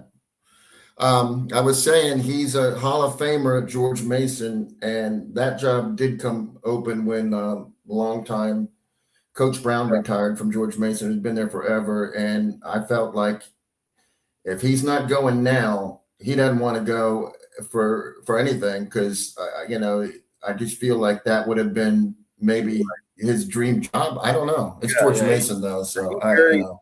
It comes down to him. He's a very, and I mean this, I don't mean when you hear a simple man like from Leonard Skinner, but he is a simple guy. What I mean by that is he's not one of these guys that has to have a huge, same way with Cliff Godwin. They don't have to have this huge entourage and all this fanfare and all this stuff. And his family is extremely, he's talked about this. So it's not like I'm making anything up or, speculating. They are very, very, very, very, very with capital letters happy in Greenville. He's talked about that. And the thing I like about Palumbo, he's a straight shooter, just like Godwin. He's not giving you coach speak or nice to Alan, myself, Johnny, anybody in the media. He's a really good guy. And I'll tell you one thing, when Cliff Godwin retires or leaves the school, Palumbo needs to get a strong look. And I'm not speculating anything. I'm just simply saying I like the guy that much. He's our recruiting coordinator. A lot of the guys that we've received over the years that we've gotten to come play ball is because of Palumbo. And I tell you another thing that Coach Godwin's done a nice job of recently is having the Franciscos of the world, having the Packards of the world, having the Agnos of the world, and having them on staff right now. Packard is the one that worked with those guys in the outfield to make them better. And you can tell that they are doing a great job. And how about, speaking of the tournament, how about yesterday that Whitaker making that wrong read, but he had the notion that he jumped on it too much and then went back and caught that ball. I mean, that's Packard and different guys helping them. It's the behind the scenes guys that are doing that. And Palumbo is number one on that he is, I think that I will say this, Cliff Godwin and Palumbo get along extremely well from what I hear and just seeing them interact. And you know that old adage, you know, the grass can be greener on the other side. Yes, I could go back to my alma mater, and I'm not knocking George Mason at all, but he and Cliff Godwin came here to go to Omaha. He's talked about that indirectly about, in other words, they've started something here, they're building something here, and look at all the accomplishments they have. No disrespect to George Mason or any school that goes after Palumbo. I would totally understand why they would, because of his character. Talking about the team, he watches the show, so also and anybody that we have thousands of episodes now, guys, like 1,100. We've never said anything bad about the Pirate staff, and we will continue to praise them because of their GPA, that those kids are getting like a 3.5 GPA. Nuts. I mean, it's just crazy. Kim McNeil's all across the board. When you look at, I will say this for John Gilbert and company, when it comes to academics, this program, Blake Harrell, all the coaches, Mike Schwartz, the men's team, they're getting like ridiculously high GPAs. I'm not complaining, or, you know, I know that's what they're supposed to do, but the world we live in college athletics right now, the word student does not apply to student athlete anymore. And so for them to do that is great, and looking forward to them continue to do great things. So you guys, do you guys want to move on for baseball really quick, or you got some more stuff? Sure. I've done all I can do baseball wise. I'm just ready for 12 noon ESPNU on Friday. We get some linear television on Friday again. That's good. That's good. That's very cool. And I just want to mention really quick about Beast Games before we get out of here, because Johnny, I know Wildfire also wanted to know. I'm a little bit tired, but overall it was a great experience. I will say that we got there about 5:30. We had to park in Lower Menges. The traffic was not bad at that particular point. We had to wait 3.5 hours to get into the stadium. I do have a problem with that. I think they did that on purpose, like to build up the excitement. And for me, they had promised that all the gates were going to be open. I know there's security. I know that all the stuff they did, that was beforehand, that was a negative. I thought they could, what I would have done differently is I would have given away 50,000 seats, every single thing we had. And I would have sold concessions, which he did not. I would have sold merchandise, which he did not. But I think that it would have been a better experience if those people that are coming in at 5:30 in the afternoon to go ahead and be able to sit down inside the stadium. And the other thing is, as far as crowd control, if you say, okay, let's say that I think it was they had you entering, by the way, in the north side, you know, the upper deck side, if you will, of the stadium, no problems whatsoever there. But if you let people go ahead and get in there early, let them go ahead and be in there at instead of 8 o'clock. Say, I thought it was 6 o'clock. That's why I got there at 5:30. I made a mistake on what time the gates open, but having those people go ahead and sit down, having concessions, food earlier, make them. I don't care if I had to pay for it; it would have been fine with me. I know that was good for people that maybe couldn't afford all the high dollar, you know, souvenirs and for concessions. But the actual show was fantastic. There was over 16,000 people there. I can say that. I don't want to spoil they had a famous athlete. You guys will like, wow, to be in Greenville, North Carolina. There was 24 champions from all over the world. And I can definitely spell Nepal, Nepal, but and I know the capital's Kathmandu, but to have somebody from Nepal there, crazy. Palestine, Turkey. There was a guy named Turbo there. But anyway, 24 champions. They had three different games they did for the Beast Games. And basically it took 4 hours to do a 1 hour show. But it was really cool. They had, and I'll tell you guys off air, but I will say this. My last thought on the Beast Games, because I was really excited about the whole experience, was I felt like Johnny and Alan, it would be cool, but this obviously Mr. Beast thing, to have some kind of event after. I've been saying we're going to be in the championship game. We're hosting December, I think it's 5th or whatever that Saturday is. It would be cool after the championship game to have some kind of Beast Games or something where the fans could participate in. or a halftime show where they could give away money or something, because I have a feeling that we are going to be hosting that championship game in football. I know this is a baseball show, and I was saying, how cool would it be to have something with Mr. Beast there, and that would help get us to 50,000 seats. And we're going to be on ABC, and ABC is going to be there doing the game. So that's a known fact. No matter whoever hosts the American this year, it's not going to be on Friday night, guys. It's going to be on Saturday instead of Friday. I think that's a huge advantage for us. But you heard it here first. I'm going, not the other guys, but I'll go on a limb. We're going to be hosting the tournament. The championship game in December, and it would be cool to have Mr. Beast there. That's my final thoughts, and I'll get you guys. Awesome. Hey, well, I wanted to ask you a question about Beast games. Okay. Tell me about security. Like, no concessions available. What are you allowed to bring in? Anything or nothing? You had to clear a bag. You obviously had to. It's basically you could, for the most part, because I know where you're going with it. I think I know where you're going with this. They followed EC rules for the most part, but I know there's one thing that you told us on social media. So, but clear bags. If you brought a cell phone in, they gave you a little pouch and they locked it, so you had to hold that pouch the entire night or put it in your pocket. You couldn't film anything. That's why I was telling you guys. But I understood why, because you don't want anybody bootlegging and having that episode out, or any episode period, whatever they tape it. I just thought it was really cool. They did that also where my kids didn't miss a day of school or go to school no water? I mean, are you allowed to bring anything in? Food or beverage at all? No, but they gave you, there was a ton, even though they had like this card, right? And they had a number on the card. On the back of on that card, they had where you could they could do a punch out of, like, popcorn, hot dog, drink, Feastable, which is for those that don't know, it's a candy bar. They did a great job with concessions. They had, like, instead of having the normal, like, everything in one, they had a popcorn station. They had a hot dog. I thought you said there were no concessions. I thought that was like no. I meant no. What I meant is to sell concessions is what I meant. Okay. Because I would rather have. I'm sorry about that. What I was saying, my point is that have the typical day like experience of football, and let people in at 6 o'clock. Let them eat, make money for the school. I know this was a Beast thing, so I get it, but having to wait 3.5 hours outside, when you were young, and we used to have to get, Alan used to camp out for concert tickets, I'm sure. I don't know if JR did.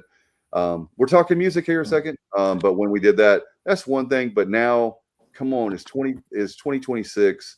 Let the people in the stadium. That was my one, because if you think about it, it helps crowd control also, because you can screen them much faster if you let them in 2 or 3 hours ahead of time, and you can see all those people instead of, like, it was a mad rush. That was my only thing. And then the other thing was, I failed to mention, was leaving the stadium in Lower Menzies looked like, I wish I was too tired to think about it, guys. But they literally, it looked like bumper cars, because people were trying to leave and they were all in different directions. It was a real cluster. But what I've learned is, going to concerts since 1991 by myself, or as an adult, is don't sweat it. After 10 or 15 minutes, all those cars were pretty much gone, and then I was able to ride off in the sunset. And the other thing was, they did a terrible job was at Greenville and Charles Boulevard. They normally would have the lights flashing, where the McAllister's is, and that big sign. But for some reason, it was a delay, because they had the officers were directing traffic, but they also had the stoplights going. It made no sense. And so I don't knock the officers. I think that they just didn't have enough. They should have had more officers helping them. I'm not critical of the men and women that were out there, because they were doing their best, but that was not good. So I think we missed the biggest takeaway from the Beast games. The elephant in the room that we need to address is this: Dave Richmond, our buddy of many years, who I love like a brother, went 3.5 hours without using his cell phone. That's the big takeaway from the Beast games for me, because anybody who knows Dave knows he is married to that damn cell phone. And I know you went through withdrawals. I know you got the shakes after about 30 minutes. Then you No, I actually can say that they did a good. I know you're joking, but they actually did a good job of entertaining people and giving the money away. And there was a lot of fun with. I can't say the prizes were like wow for the contestants. I don't want to spoil that. I'll tell you guys off air. But it was really cool. And I will say this. Thank you to Mr. Beast for bringing this to Greenville. I thought it was great for ECU. I thought it was great for us to, that's the kind of stuff that I like to see. Thank you to John Gilbert administration for allowing to happen. We're making $285,000 off his renting the facility. So all that was great. And I hope that we do more with Mr. Beast. And I hope we have like big events, like concerts there, like they're talking about, and let not the Dave Richmonds of the world, but the big time promoters like Live Nation, somebody like that. I know they're talking to somebody big like that to do a major concert. Let them handle that. The problem we've been burned is they have like the small time, and I'll speak for myself, promoters that are really stretching to make this happen. And then like that Blake Shelton situation several years ago where they didn't have the money to play. What happened is they didn't really have the money to pay Blake, and it was bad for Blake and it was bad for ECU. And so that situation, so he had to bow out because they didn't have the money. And then right before Gilbert got here, that was what left that's what left a bad taste in the mouths of, people in ECU, because we got burned multiple times, but especially on that one. And have they broken everything down yet? No. No. Hey, Josh, that's exactly what I was going to ask him. That's exactly what I was going to ask you.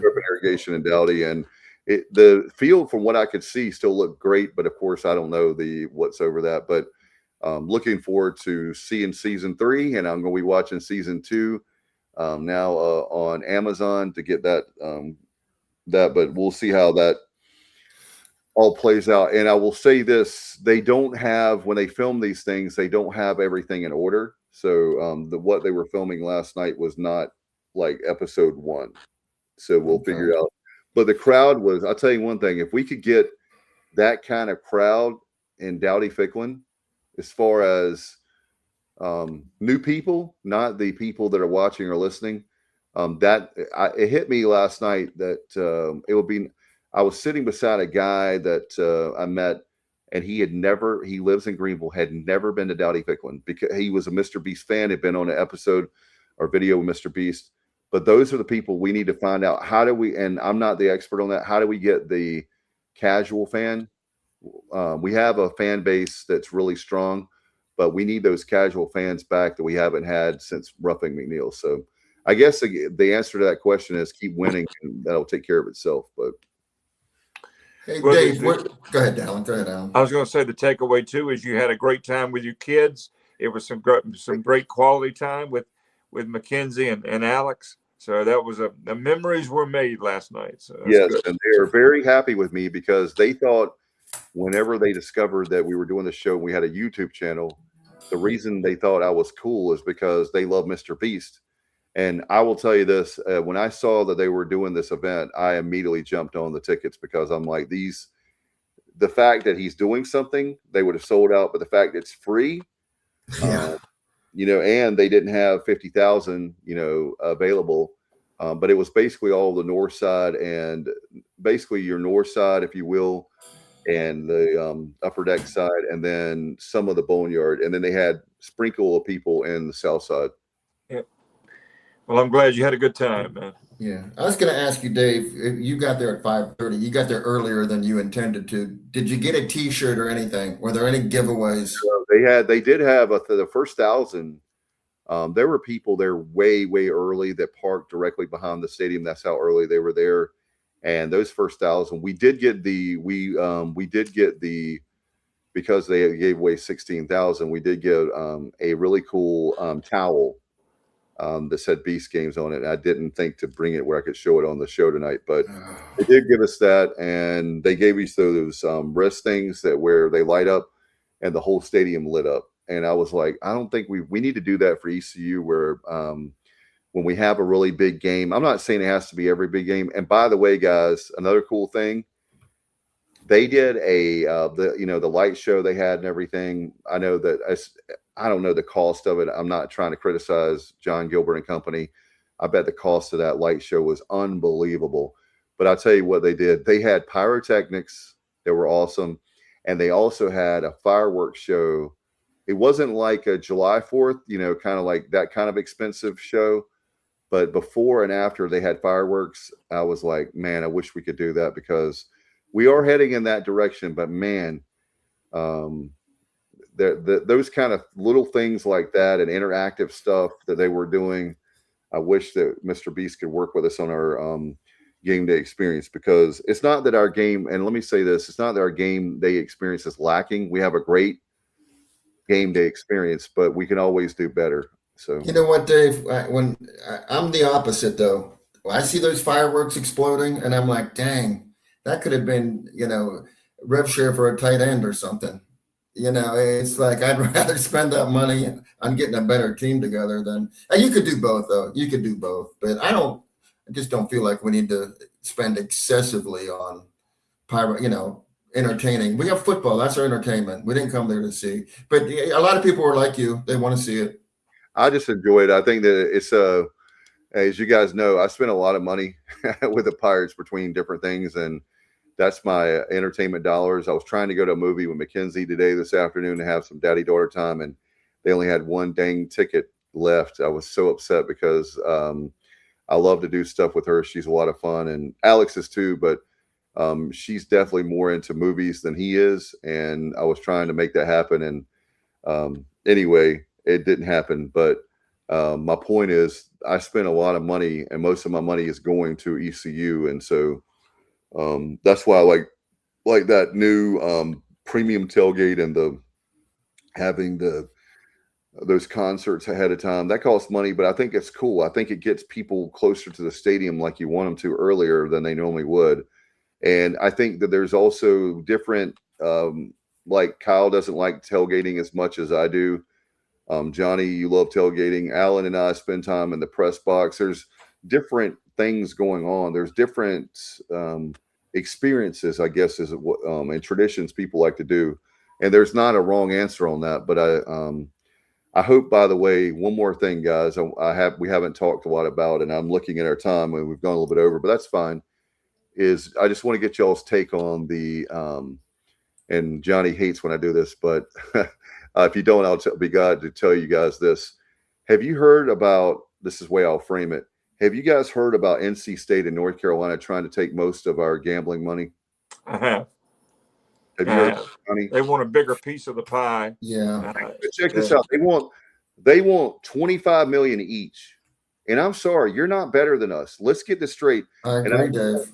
I'm sorry. I just realized that I was going to mention this on a previous show, and it just dawned on me, guys. Yeah, we should spend more time on it. I mean, I just want to because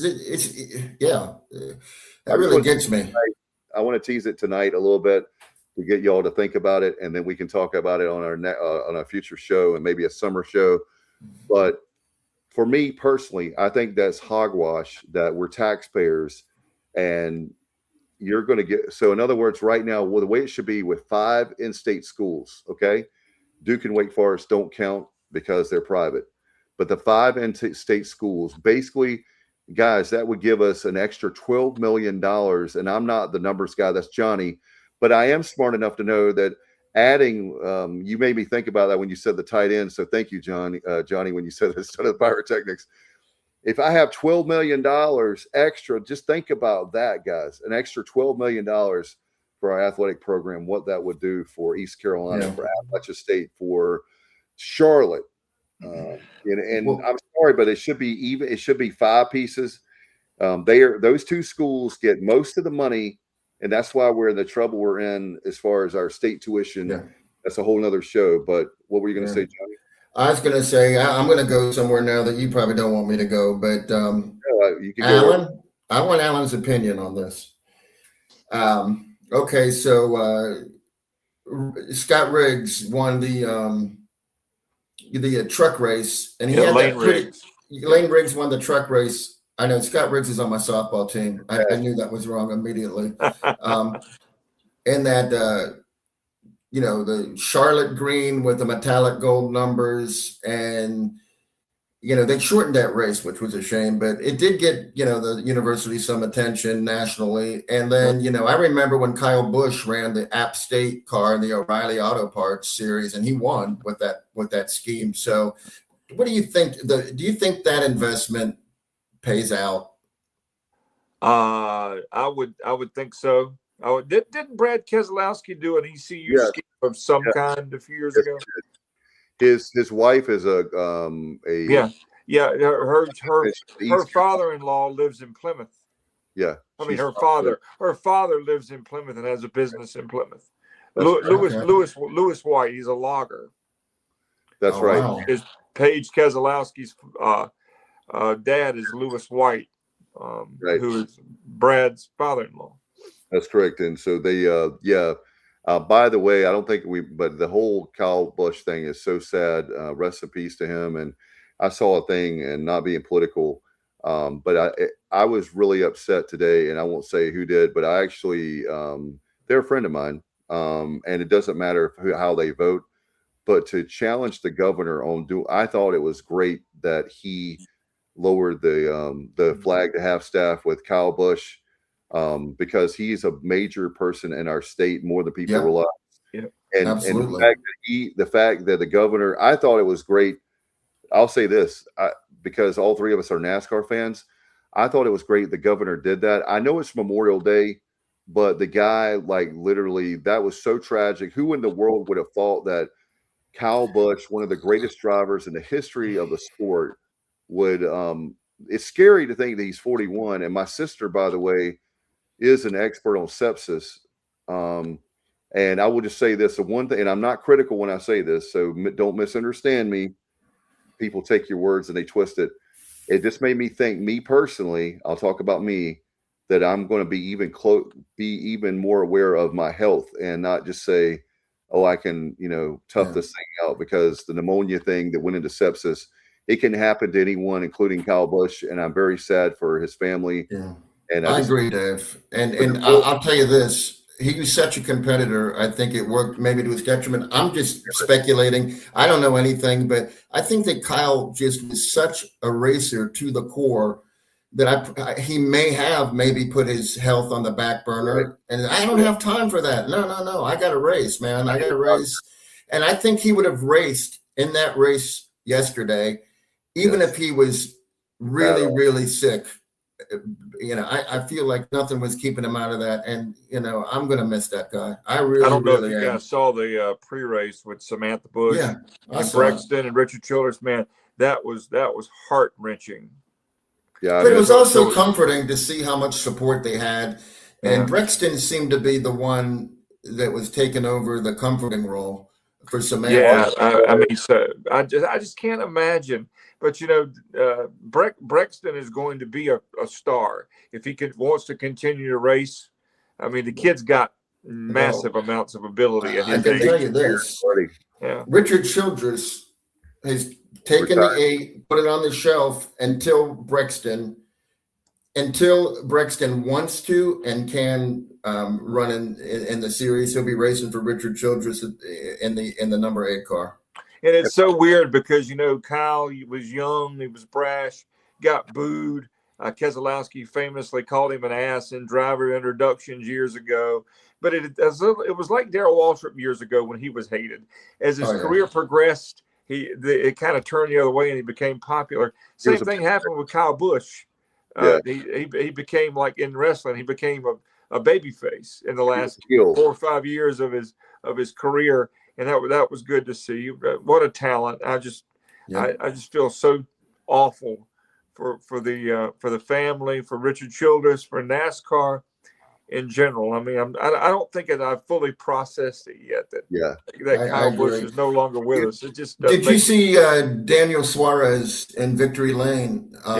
He couldn't contain himself. He was extremely emotional and broke down a little bit, which is understandable because he said that coming here from Mexico, he could barely speak English, and he said for some reason, Kyle Busch took me under his wing and gave me a shot. Yep. And I what a wouldn't great be here win if for he didn't. Suarez last night. Man, it really was was. cool with the weekend.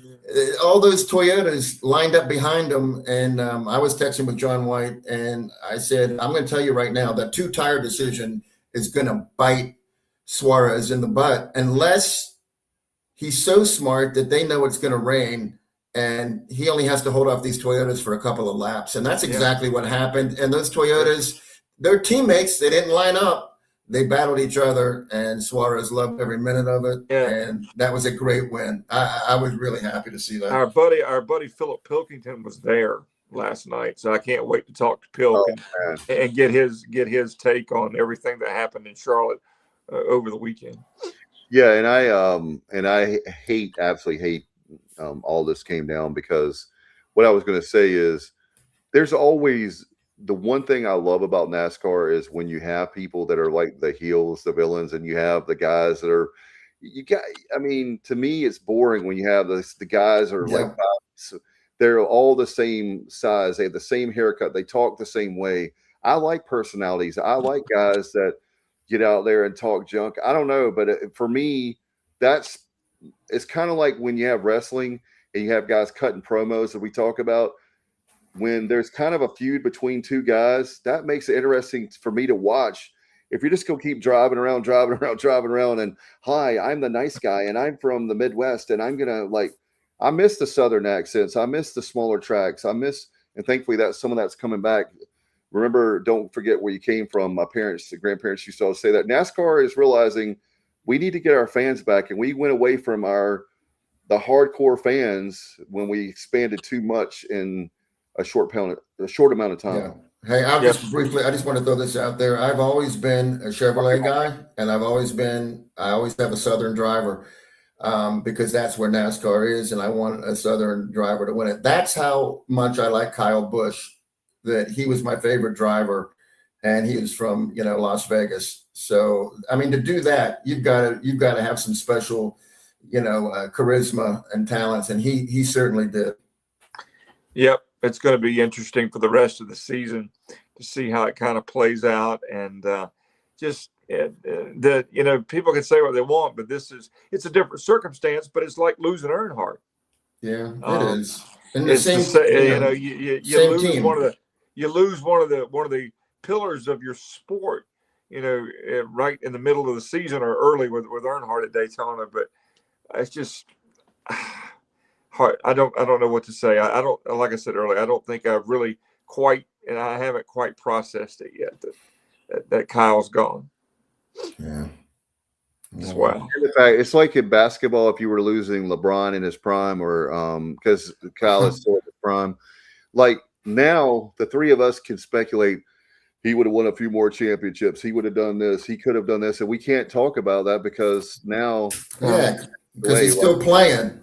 Right. Yeah, I think he was certainly on the backside of his career, man. but he was competitive. He just won a truck race in Dover, 6 days before. When the car was there for Kyle, and then with Childress, it was not there most weeks, unfortunately. But when the car was there, Kyle still had the ability to take it to the front. No doubt. I mean, Watkins Glen, he didn't. I mean, how was he even managing to pilot that thing around that course all day long as sick as he was? He thought it was a sinus infection, and it just like Dave said, or you said too. You just wonder if he said, "Man, I've got a cold, I can't shake it, but I'm tough. I got to do it," and not knowing that it was going to turn into something so much more than that. Yeah. And I'm not criticizing him because I mirror what he, I've done that many times where I've played, where we've been on the air over the years in radio. There was a time when I had one of our fellow friends, Alan's station, in 2001, the salesperson, she said, "You're coming with me. You're going to the dentist right now. I've already got your appointment." And I had a root canal, and an hour and a half later, I came back on the air. And I think about now in my 50s that, hey, the mortality, you start when you're middle aged, you start. Yeah. I fell down a flight of stairs in 2014, broke wrist, ribs, other things, and was on the air. I'm not bragging. I'm just saying I was that stupid. I was on the air the next day. It was just what we do. I mean, it's just, and there's so many people that play hurt and work sick, and and that's just part of it. But sometimes you got to think about yourself and your health and your well-being down the road. Yeah, and sometimes you just can't. You have a situation, and not getting political here, but the economy and all the stuff where we're working. I know Alan and I work multiple jobs and different side hustles, and sometimes when I always say that my reason for getting out of bed every morning is I have Alex and Mackenzie. I have 2 mouths to feed, and they are my number one thing. And so, yes, there's sometimes where we have to do that when it gets to that point. But in fairness to him, we've all done that as guys where we said, I've got to take care of my family. And he, the one thing I admired about him, that I had so much respect for him, no matter what people thought about him, the man could back it up. He could race anything the guy could race. And I appreciated that. And like I said, this is, when you think about hearing Kyle Busch is dead at the age of 41, if you had told me that, you could have convinced me that he died on the racetrack versus dying just of natural causes. Because what I'm saying by that is, like when Earnhardt passed away, like you were talking about earlier, you would think that it would have happened on the racetrack and not, on natural causes off the racetrack. And so we're going to pray really hard for his family. It just teaches you to enjoy every day, take every day as a blessing, because you never know, from 1 minute to the next, what life is going to bring. So you really got to treasure every minute, treasure your family, your friends, your faith, and just, you just never know when something will happen. You're not guaranteed tomorrow. No, and Kyle pretty much said that in Victory Lane in Dover last, 10 days ago. So that was, I think he might have known he wasn't feeling.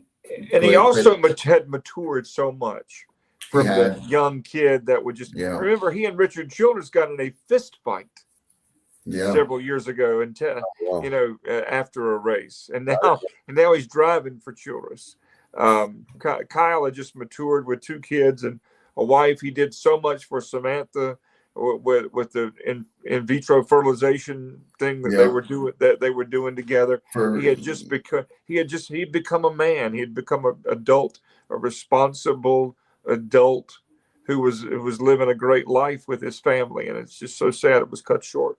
Yeah, and there's people on this earth right now that wouldn't be here if it hadn't been for his, philanthropic, what was the name of that? The organization that him and Samantha had. It's the organization. She was trying to in vitro fertilization. No, I'm saying, if it wasn't for him and her, there's a lot of people on this earth right now that wouldn't be here. Yeah, that's he crossed, a pretty big. He crossed. It didn't matter who the president was. He went to the White House and pushed for this, and it was just cool. Kyle had really, I think he was in a good place in life. I really do. And we're talking about Kyle Busch, the people that are.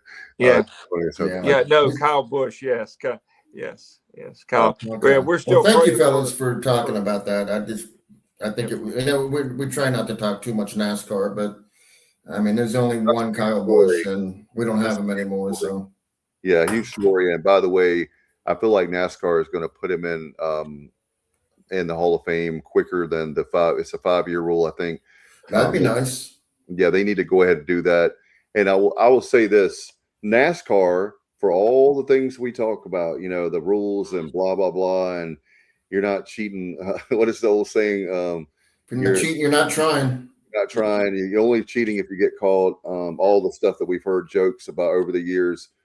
But when it comes to stuff like this, they get it right. And I just pray that I will say this. I don't want to go in. I'll tell you guys off air. I saw a show recently it was a thing about Major League Baseball. We'll cover another time. But please, Major League Baseball, stop getting in your way, and please do the right thing. There's a lot of stuff out there that you guys have missed.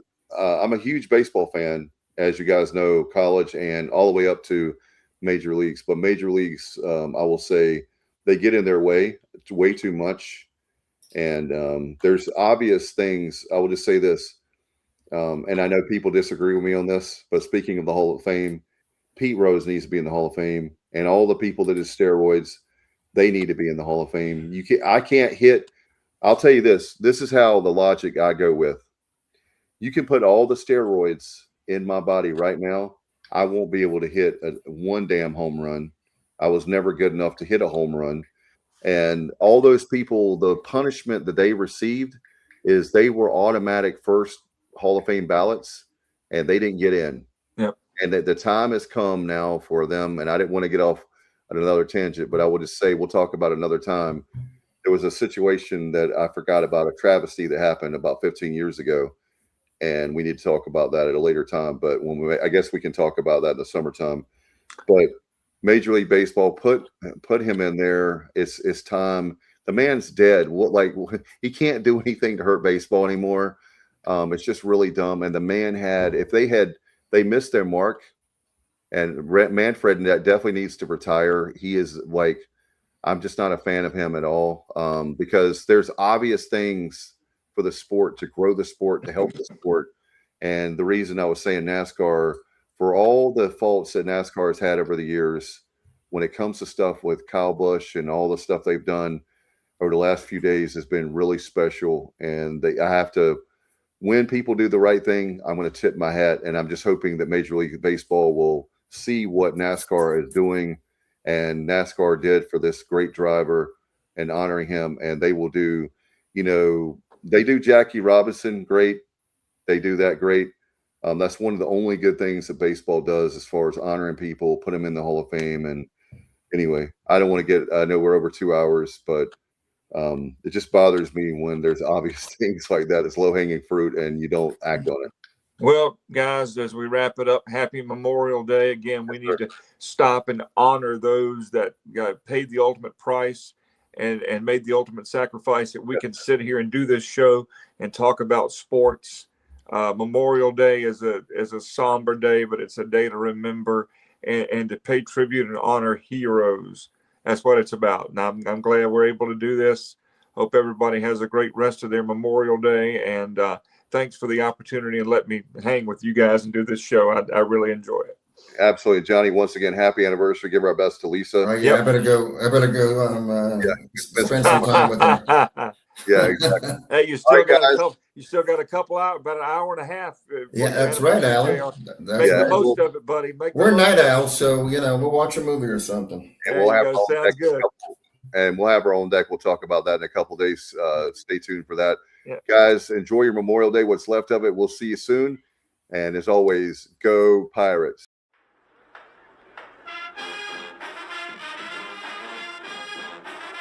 You're watching The Sports Objective, the podcast for Pirates.